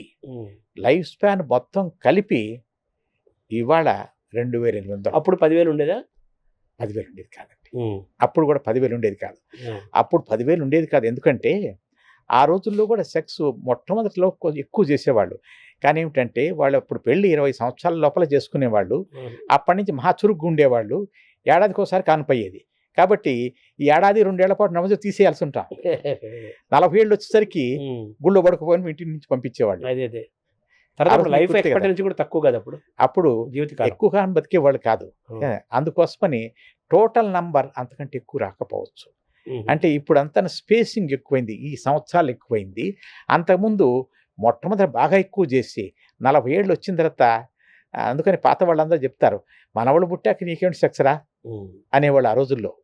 మనవాళ్ళు పుట్టిన తర్వాత అంటే కొడుకులు పెళ్లి చేసిన తర్వాత మీ పాతకాలంలో చూస్తే పెద్దవాళ్ళు పోయి రాత్రిపూట కుర్రవాళ్ళకి చోటు ఇవ్వటానికి కోసమని ఆ పెద్ద ఆయన పోయి గుళ్ళో పడుకునేవాడు రాత్రి అంతా. ఎందుకు పడుకునేవాడు మీకు వాళ్ళకి పాప స్వేచ్ఛను ఇవ్వాలని, వాళ్ళకి ప్రైవసీ ఇవ్వటానికి కోసం చేశారు. అంటే అప్పుడు వీడి సెక్స్ లేకుండా పోతుంది. వాడికి భోజనం పెట్టాడు, వీడు పడుతున్నాడు, అంతే కదా. అంటే కాబట్టి నంబర్ సేమ్ అయింది, గుర్తుపెట్టుకున్నారు. అలా తగ్గిపోయింది, అట్లా తగ్గిపోయింది. లేకపోతే వాళ్ళు ఎక్కువ చేస్తున్నారు. అదే కానీ ఇప్పుడు ఏమిటి, మొదటి నుంచి చివరి దాకా తక్కువ చేసుకుంటా వస్తుంది. ఇప్పుడు ఈ మెడికల్ టాబ్లెట్లు, ఇంజెక్షన్స్, అడ్వాన్స్డ్ మెడికల్ దీంతో మనిషి యొక్క లైఫ్ ఎక్స్పెక్టెన్సీ జీవితకాలం పెరిగింది. కానీ తక్కువ పర్ఫార్మెన్స్ తక్కువ. కానీ మీరు అడిగిన ప్రశ్న లోపల వ్యతిరేకం ఉంది. ఏమిటంటే ఇవాళ ఎంతసార్లు చేశారనేది ఎట్లా చెప్పగలం? ఎవడు చెప్తాడు? అది వాళ్ళే కాదు. అంటే ఇది ఇవాళ ఎంతసార్లు చేశారనేది 50 ఏళ్ల తర్వాత నేను చెప్పాలి. కరెక్ట్, అంతే కదా. అంతే. ఇప్పుడు 70 ఏళ్ల మనిషి కానీ 60 ఏళ్ల మనిషి కానీ ఉన్నారనుకోండి, వాడి జీవితం ఎన్నిసార్లు చేశాడని లెక్క కట్టగలను. కానీ ఇవాళ 30 ఏళ్ళ ఉన్న మనిషికి జీవితంలో ఎన్నిసార్లు లెక్క చేస్తాడు, ఎట్లా లెక్క కట్టగలను? కరెక్ట్, అంతే. లెక్క కట్టలేము. అవును, అంతేనా.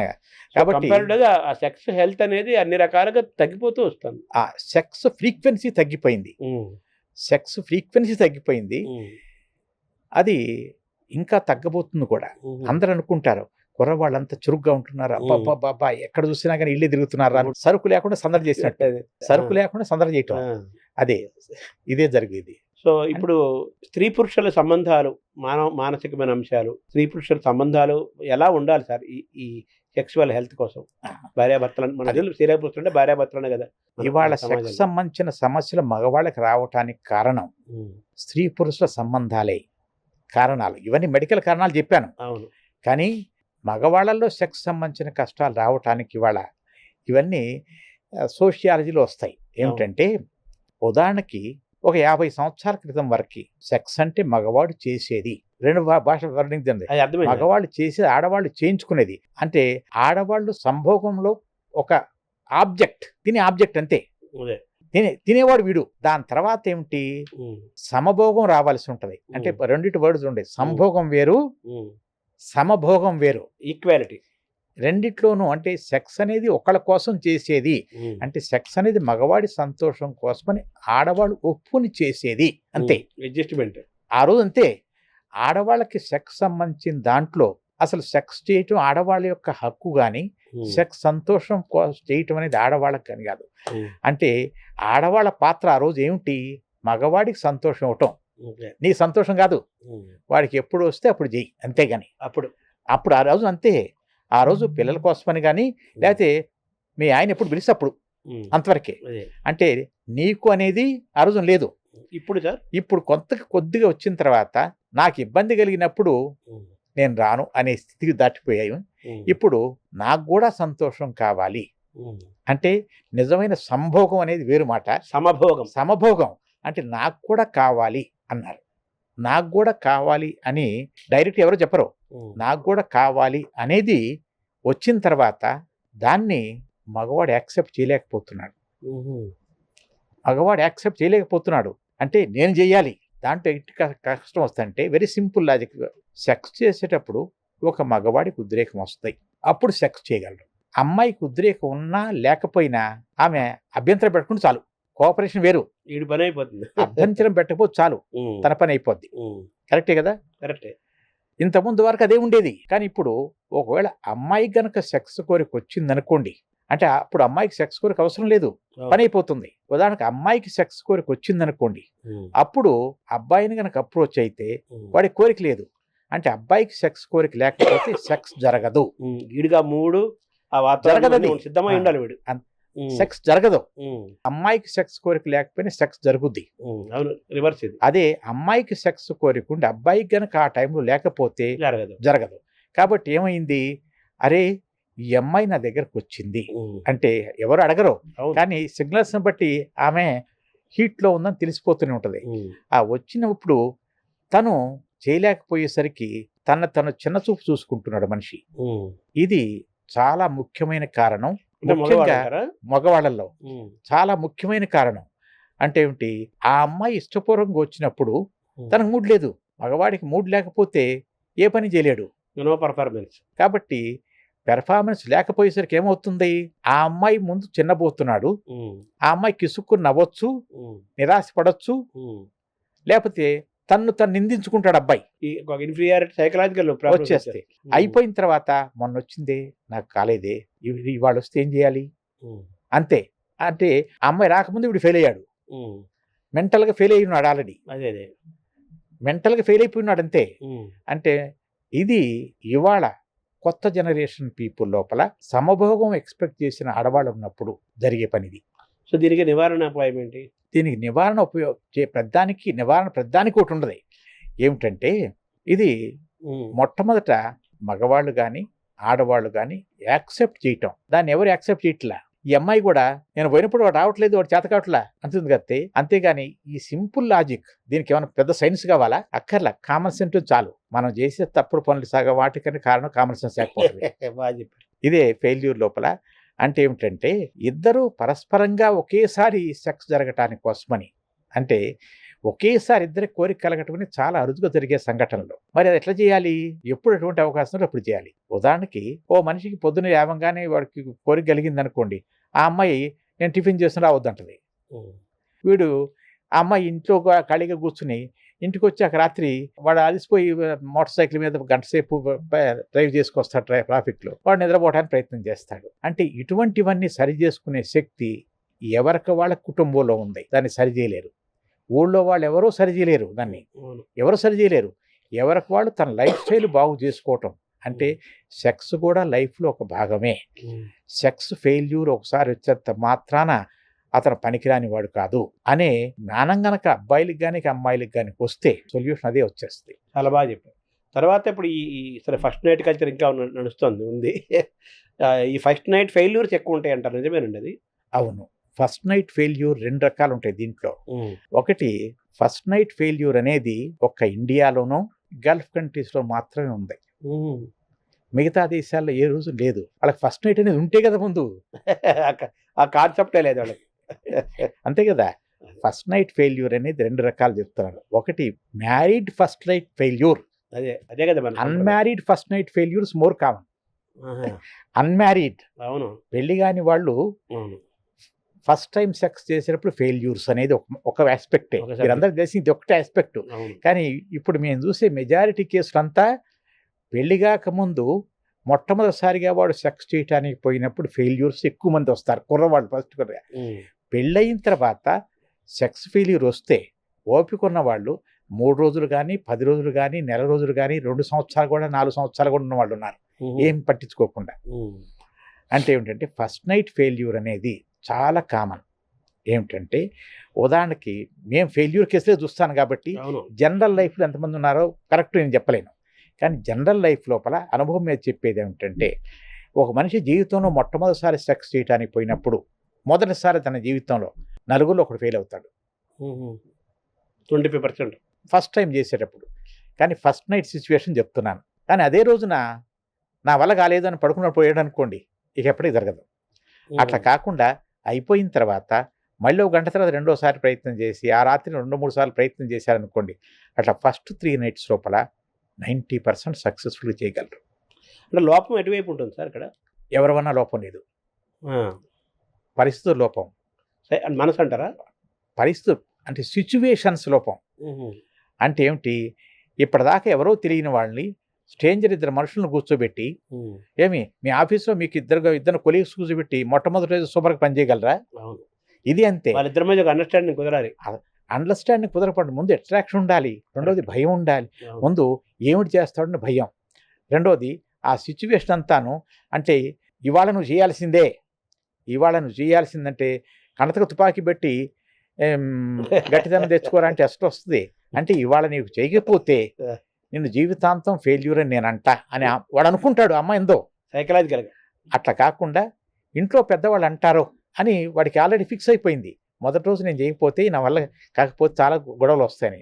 అంటే ప్రాబ్లం కంటే ప్రాబ్లం రావచ్చు, తర్వాత ఏమవుద్దో ఊహించుకుని చెడగొట్టుకుంటాడు వాడు. మీరు చెప్పినట్టుగా ఈ ఫస్ట్ నైట్ ఫెయిల్యూర్స్ ఎక్కువ ఉంటాయి. వీడు ఫస్ట్ నైట్ సరిగ్గా చేయలేదు, వీడు కనీసం మొత్తం ఉందా లేదా అని దాంతో భర్తలను వదిలేసిన సందర్భాలు కూడా మనం వింటున్నాం కదా. అది వింటుంటారు. ఇవన్నీ సినిమాటిక్ థింగ్స్ తప్పితే నిజం ప్రాక్టికల్గా ఉండేది వేరు, నిజం వేరు. అంటే ఏమిటంటే ఇంతకుముందు ఫస్ట్ నైట్ లోపల ఫెయిల్యూర్ అయితే చాలా గొడవ అయ్యేది. మీకు తెలియదేమో, మొదట 3 రాత్రులు కనుక ఫెయిల్యూర్ చేయలేకపోతే 3 రాత్రులు అయిపోయిన తర్వాత ఆమె బయటకు వచ్చి డిక్లేర్ చేసేది ఒకప్పుడు. అదే ఒక మైనారిటీ కమ్యూనిటీ లోపల మొదటి రోజు సెక్స్ జరగకపోతే, ఇవాళ కాదు నేను చెప్పింది, కనీసం 40 సంవత్సరాల క్రితం అయితే వలీమా డిన్నర్ ఇచ్చేవాడు కాదు. షాదీ డిన్నర్ కాకుండా నెక్స్ట్ డే వలీమా డిన్నర్ ఇస్తారు అబ్బాయి తరఫు వాళ్ళు. వలీమా డిన్నర్ జరిగేది కాదు. వలీమా డిన్నర్ ఎప్పుడు ఇచ్చేవాళ్ళు? ఫస్ట్ నైట్ సక్సెస్ఫుల్ జరిగిన రోజుని. ఉదాహరణకు ఒకవేళ పెళ్లి చేసుకున్నారనుకోండి, వాళ్ళల్లో వాళ్ళు రిసెప్షను భోజనాలన్నీ ఫస్ట్ నైట్ భోజనాలన్నీ జరుగుతూనే ఉంటాయి కదా. అవన్నీ అయ్యేసరికి 12-1 గంట అవుద్ది. వాడు అప్పుడు నిద్ర వస్తుంటుంది వాడికి. అప్పటిదాకా వాడు సరిగ్గా తిండి పెట్టరు అప్పుడు అయిన తర్వాత ఇక కుంభం పెడతారు వాడికి. ఆ పెట్టిన తర్వాత వాడు పోయి నిద్రపోతాడు. అప్పుడు చేయాలని లేదు కదా. ఇది ప్రాక్టికల్ అంశాలు ఇవన్నీ నిజంగా. రెండోది, బయట ఏమనుకుంటున్నారో బయట నుంచి రకరకాలైన శబ్దాలు వస్తుంటాయి. Cinematic things. అంటే ఆ వాతావరణం అంతాను న్యాచురల్ వాతావరణం కాకుండా, ఉదాహరణకి నేను ఈ స్టూడియోలో కూర్చొని మాట్లాడేటప్పుడు ఇన్ని సంవత్సరాల అనుభవం మీద కూడా బెరుకుగానే మాట్లాడతాను. అదే ఈ స్టూడియోలో కాకుండా మామూలు కూర్చున్నాను అనుకోండి, ఇంకా ఫ్రీగా మాట్లాడగలను అనర్గళంగా. అంతే. ఇదే విధంగా ఫస్ట్ నైట్లో కూడా అంతే. ఆ రకరకాలైన పూలదండలు వేసి ఇన్ని రకాలు చేసేసరికి వాడికి ఏదో ఒక పని చేయటానికి పోయినట్టు ఉంది. అంతేగాని అది న్యాచురల్ ప్రాసెస్ కనిపించట్లా. ఒక పని చేయటానికి పోయినట్టుంది. నువ్వు పని చేయాలిరా డ్యూటీ అని. అంతే. ఫస్ట్ నైట్ లోపల సెక్స్ చేయడం అది డ్యూటీ, తనకి ఇష్టం ఉన్నా లేకపోయినా. రెండోది, అబ్బాయిలందరూ చాలా మంది ఫస్ట్ నైట్ లోపల సూపర్గా చేయాలి అని ఎక్స్పెక్టేషన్ పోతారు. సూపర్గా చేయాలని ఎక్స్పెక్టేషన్ పోయి, ఎందుకురా సూపర్గా చేయాలి, ఫస్ట్ నైట్ ఇంప్రెస్ చేయాలి సార్, అందుకోసం సూపర్గా చేయాలని పోతాడు. ఆ సూపర్ అనే మాట ఎక్కడ లేదు, చేయటం అనే మాటే ఉంటది. సూపర్ అనే మాట ఎక్కడుంది? నీ ఊహల్లో ఉంది. అంతే. సూపర్ అనే మాట ఎక్కడుంది? అన్నం బాగుందా లేదా అనేది ఉంటుంది కదా. అన్నం సూపర్గా ఉందా లేదా అని ఉంటుందా? అట్లానే సెక్స్ సూపర్గా ఉందా లేదా అనేది ఒక మనిషి ఏ విధంగా సెక్స్ చేస్తారో ఆ అమ్మాయికి తెలుసా? కానీ వీడు సూపర్గా చేయాలని పోతుంటాడు. ఏమిటి ఆ అమ్మాయికి తెలుసా? ఆ అమ్మాయి కూడా ఏం తెలియదు. కామన్ సెన్స్ తెలియ తక్కువ అంటారు. దాని మీద అసలు ఏమిటో తెలియదు. కాబట్టి కానీ వీడి ఉద్దేశం ఏమిటి? నేను సూపర్గా పోవాలంటాడు. ఎవరైతే సూపర్ ఏం చేశాడో వాడికి ఫస్ట్ మార్క్ వచ్చినాక, వాడు ఉదాహరణకి నేను 90% మార్కులు రావాలనుకున్న వాడికి వాడు నిజంగా పాస్ అయినా కానీ వాడు ఫెయిల్ అయిన ఫీల్ అయిపోతుంటాడు. సెక్స్లో జరిగేది అంతే. సో ఇవన్నీ కూడా మీరు చెప్తున్నట్టుగా మనిషి యొక్క సెక్స్ హెల్త్లో, మానవ సంబంధాల్లో మనసు యొక్క పాత్ర చాలా ముఖ్యమైనదని అర్థం చేసుకోవాలి కదా. సెక్స్ శారీరకమైన ఆరోగ్యంతో పాటు దాంట్లో ఒకటి శరీరక సంబంధించిన ఆరోగ్యం ఒకటి ఉండాలి. రెండోది మానసిక సంబంధించిన ఆరోగ్యం ఉండాలి. అంటే సెక్స్ చేయటం వేరు, సంతోషకరమైన సెక్స్ చేయటం వేరు. రెండు వేరు పదాలు. హ్యాపీ మూడ్లో రెండు హ్యాపీ మూడ్ కాదు, హ్యాపీనెస్. అంటే సెక్స్ చేయటం వేరు, సంతోషకరమైన సెక్స్ చేయటం వేరు. అంటే ఒక సెక్స్ చేయటానికి కోసమని మగవాడి కేపబిలిటీ ఉండాలి, ఆడవాడ నో అబ్జెక్షన్ ఉండాలి. కానీ సంతోషకరమైన సెక్స్ చేయటానికి ఇద్దరు యొక్క కామనాలిటీ ఉండాలి. చెప్పారు మీరు, సంభోగము సమభోగము, అది ఇద్దరు ఉండాలి.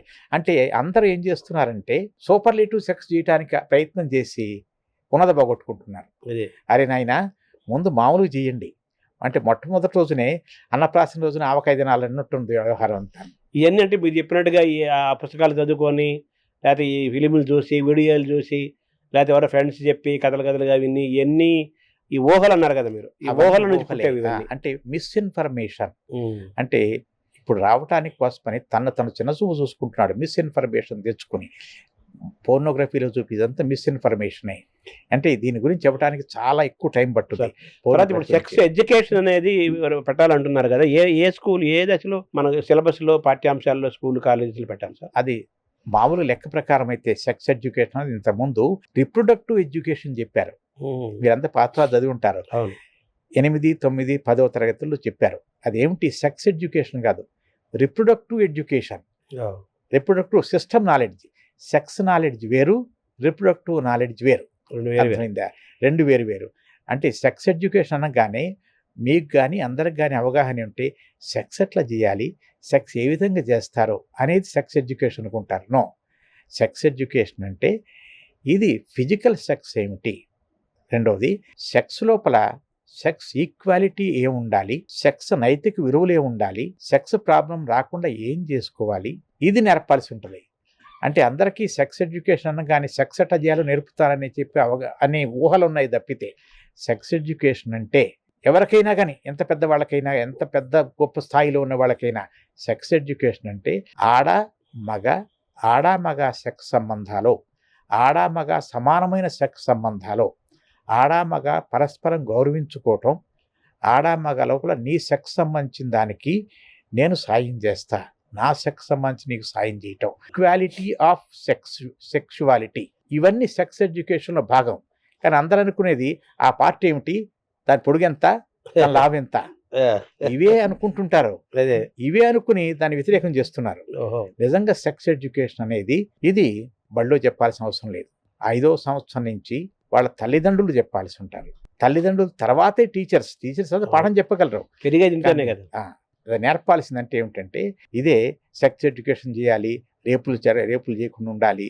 ఇవన్నీ ఊరిక అవగాహన లేని వాళ్ళ యొక్క బ్యూరోక్రాట్ పొలిటీషియన్ చెప్పేది, లేకపోతే టీవీ షోలో కూర్చొని చెప్పేవాళ్ళు తప్పితే డౌన్ టు ఎర్త్ ప్రాక్టికల్గా చూసే వాళ్ళందరికీ ఇవన్నీ ఏవి పనిచేసేవి కాదు. నువ్వు సెక్స్లు వేసినా పనిచేసేవి కావు. దానికి కావలసింది చిన్నప్పటి నుంచి మగవాళ్ళకి ఆడవాళ్ళకి సెక్స్ అంటే ఏమిటి, ఎవరికి సెక్స్ హక్కులు ఉన్నాయి, ఏ సెక్స్ హక్కులు ఉన్నాయి, మన సెక్స్ హక్కులు ఏ విధంగా చేసుకోవాలి, ఎదుటి వాళ్ళ సెక్స్ హక్కులను ఏ విధంగా గౌరవించాలి అనేది కనుక నేర్పితే ఏ సెక్స్ ప్రాబ్లం లేకపోతే. ఇవన్నీ మరి తల్లిదండ్రులు నేర్పాలంటారు? అవును, లెక్క ప్రకారం తల్లిదండ్రులు నేర్పాలి. కానీ వాళ్ళకి తెలియదు కాబట్టి టీచర్లు చెప్పాలి. టీచర్లు చెప్తున్నారు, కానీ టీచర్లు చెప్పడానికి వాడి సిగ్గుపడిపోతాడు. అది ప్రాబ్లం. ఇవన్నీ టీచర్ చెప్పడానికి అధిగమించాలి మనం. ఇవన్నీ జరిగేవి కాదు, ప్రాక్టికల్గా నిజంగా జరిగేవి కాదు. ఇందాక మీరు స్టార్టింగ్ అన్నారు, ఇంకో 10 ఏళ్ళకి కూడా రాదన్నారు. రాదు, జరిగేది కాదు. ఊరికి ఊహల్లో బతకడం ఎందుకు, నిజాలు తెలుసుకుందాం, నిజాలు నిజాయితీగా ఒప్పుకుందాం. ఈ క్రమంలో సార్ ఈ వాత్సాయన కామసూత్రాలు అనేది చాలా ప్రసిద్ధమైన పుస్తకం కదా, దాని మీద మీ అభిప్రాయం ఏంటి సార్? వాత్సాయన కామసూత్రాలు అనేది అందరికీ తెలిసిన బొమ్మలు ఉంటాయి, దాంట్లో రకరకాలైన రకరకాల పొజిషన్స్ ఉంటాయి. కానీ వాత్సాయన కామసూత్రాలు చెప్పిన చాలా వెరైటీస్ ఉన్నాయి. అంటే ఏమిటంటే ఏ దేశంలో లేనటువంటి సెక్స్ నాలెడ్జ్ దాంట్లో ఇచ్చాడు. అది వాటికి నిజమా కాదా, దాంట్లో సగం నిజం కాదు నాకు తెలుసు. కానీ గుమ్మనంగా ఉన్న దాన్ని ఒక సబ్జెక్టుగాను దాంట్లో ఎవరికి తెలియదు ఏంటంటే సెక్స్ ఎట్లా చేయాలి, ఏ యాంగిల్లో చేయాలి, అవన్నీ అబ్సర్డ్ యాంగిల్స్ దాంట్లో చాలా వరకు పనికిరానివి. దాంట్లో ఒక చాప్టర్ ఏమిటి, పక్కింటి వాళ్ళ భార్యని ఏ విధంగా లైన్లో పెట్టుకోవాలి కూడా ఒక చాప్టర్ ఉంది దాంట్లో. అవేనా ఎథికల్ కాదు, అవి ఎథికల్ ఆనెథికల్ మనది. ఎథికల్ ఒక రోజు లేదు, ఒకప్పుడు ఎథికల్ ఉండొచ్చు, అది ఆ కాలంకి. ఇవాళ మనం నాది ఎథికల్ అంటాం, మళ్ళీ 10 సంవత్సరాలు అది ఎథికల్ అవ్వచ్చు. అది ఎప్పుడో 100 ఏళ్ళ నాటి పుస్తకం కదా. కాబట్టి ఇది అందరూ చదివి తీరాల్సింది, అందరూ నేర్చుకోవాల్సిందే. కానీ నేర్చుకున్నంత మాత్రం దాన్ని పాటించాలని ఏం లేదు. ఎంతమంది వాత్సాయన కామసూత్రాలు చదివారు? చాలా తక్కువ. ఆ దొరక్క పుస్తకం కాదు కదా, అన్ని చోట దొరుకుద్ది. కానీ చదివారా? చదవలేదే. అంటే అందులో 50% అనవసరం అంటారా మీరు అంటుంది? దాంట్లో అనవసరం అని చెప్పట్లేదు. అంటే ఏమిటంటే పాతకాలం పుస్తకాలు రాసిన వాటి లోపల ఆ రోజు పరిస్థితికి అనుగుణంగా ఆ రోజు పబ్లిక్ ఏం చెప్పదలుచుకున్నాడో ఆయన రాశాడు. కాలమాన పరిస్థితులు ఆ రోజున సిచ్యువేషన్ లోపల ఏ విధంగా చేయాలో రాసి పెట్టాడు సమాజం. కానీ అది వాటికి అప్లై చేద్దామని అనుకోవడం వేరు. కానీ knowledge is something different. Knowledge, ప్రతి ఒక్క దాని నాలెడ్జ్ ఉండాలి. ఆ నాలెడ్జ్ నీకు ఉపయోగపడిందా లేదా అనవసరం అన్నమాట, కానీ నాలెడ్జ్ ఉండాల్సిందే. సో వాత్సాయన కామసూత్రాల వల్ల మనకు ఒక చదవాలి, జ్ఞానం చదవాల్సిందే, ప్రతి ఒక్కళ్ళు చదవాల్సిందే. దాంట్లో దానికంటే ముఖ్యమైనది సెక్స్ ఎడ్యుకేషన్ బుక్స్ చాలా మంది పాతకాలపు డాక్టర్లు రాసినవే. దాంట్లో సెక్షువల్ హెల్త్ రాసేది. ఉదాహరణకి నాకంటే పెద్ద అయినా చాలా అనుభవమైన డాక్టర్ సమరం గారు సెక్షువల్ హెల్త్ గురించి చాలా బాగా చెప్పాడు. చాలా బాగా ప్రపంచంలో అందరికంటే ఎక్కువ ఆయన చెప్పింది. బహుశా మేమంతా ఇన్స్పిరేషన్ ఉందా? లేదండి, అదేందుకు చెప్తున్నాను, it's a sexual medicine. I do understand. Sexual medicine వేరు, అంటే హెల్త్ వేరు, మెడిసిన్ వేరు. చెప్పారు. ఒక డిసీజ్ వచ్చినప్పుడు మేము ఉన్నాం, కరెక్ట్. కాంప్లికేటెడ్ ఉన్నప్పుడు మేము ఉన్నాం. దీంతో పనిలో పనిగా ఎవరొకళ్ళు చెప్పాలి కదా. ఎవరో ఒకరు చెప్పాలి. అంటే అవును. సంబడి విత్ అథారిటీ చెప్తే ఎదురువాడు నమ్ముతాడని ఇప్పుడు సమరం గారు చెప్పేది అథారిటేటివ్ కదా. సమరం గారు చెప్పిన అథారిటేటివ్ అన్ని చెప్పేది కరెక్ట్ అయినవే, దాంట్లో ఏ తప్పు లేదు. కానీ డిసీజ్ వచ్చినప్పుడు ఏ విధంగా సరి చేసుకోవాలి, డిసీజ్ ఉన్నప్పుడు సరి చేసుకోవచ్చు, సరి చేయడానికి కావలసినటువంటి మందులు ఉన్నాయి, కావలసిన వసతులు ఉన్నాయి, కావలసిన టెక్నిక్స్ ఉన్నాయి, అంతవరకు చెప్తే చాలు. దాని తర్వాత వాళ్ళు డాక్టర్ దగ్గర రావటం వరకే వాళ్ళ పని, Correct. వచ్చిన తర్వాత చేయటం మా పని. అవును. అవి కాబట్టి మీ- పబ్లిక్ కావాల్సింది ఉమ్. ఒక వసతి ఉన్నది, దాన్ని ఏ విధంగా వాడుకోవాలో చెప్తే చాలు. మనకున్న ఈ మెడికల్ అడ్వాన్స్మెంట్లో ఇంత వ్యవస్థలో ఉన్న సౌకర్యాలని హెల్త్ని మన ఈ డాక్టర్ని సద్వినియోగం చేసుకోండి. శారీరకంగా ఆరోగ్యాన్ని పెంచుకోండి, మానసికంగా ఇంకా ఎక్కువ ఆరోగ్యంగా ఉండండి. ఇద్దరు కలిసి స్త్రీ పురుషుల మధ్య సంబంధాలు, ప్రేమలు వాళ్ళ మధ్య బాగా పెరగాలి. ఇవన్నీ పెరగాలి. పెరిగితే కానీ ఈ సృష్టి యొక్క మనిషి యొక్క సామాజిక జీవితం శాంతియుతంగా ఆనందంగా ఉండడానికి మూలం. అలాగే వాస్తవానికి కామసూత్రాలు కూడా కంపల్సరిగా చదవాలి. స్త్రీ పురుషులు ఇద్దరు చదవాలంటారు. నమస్కారం డాక్టర్ గారు.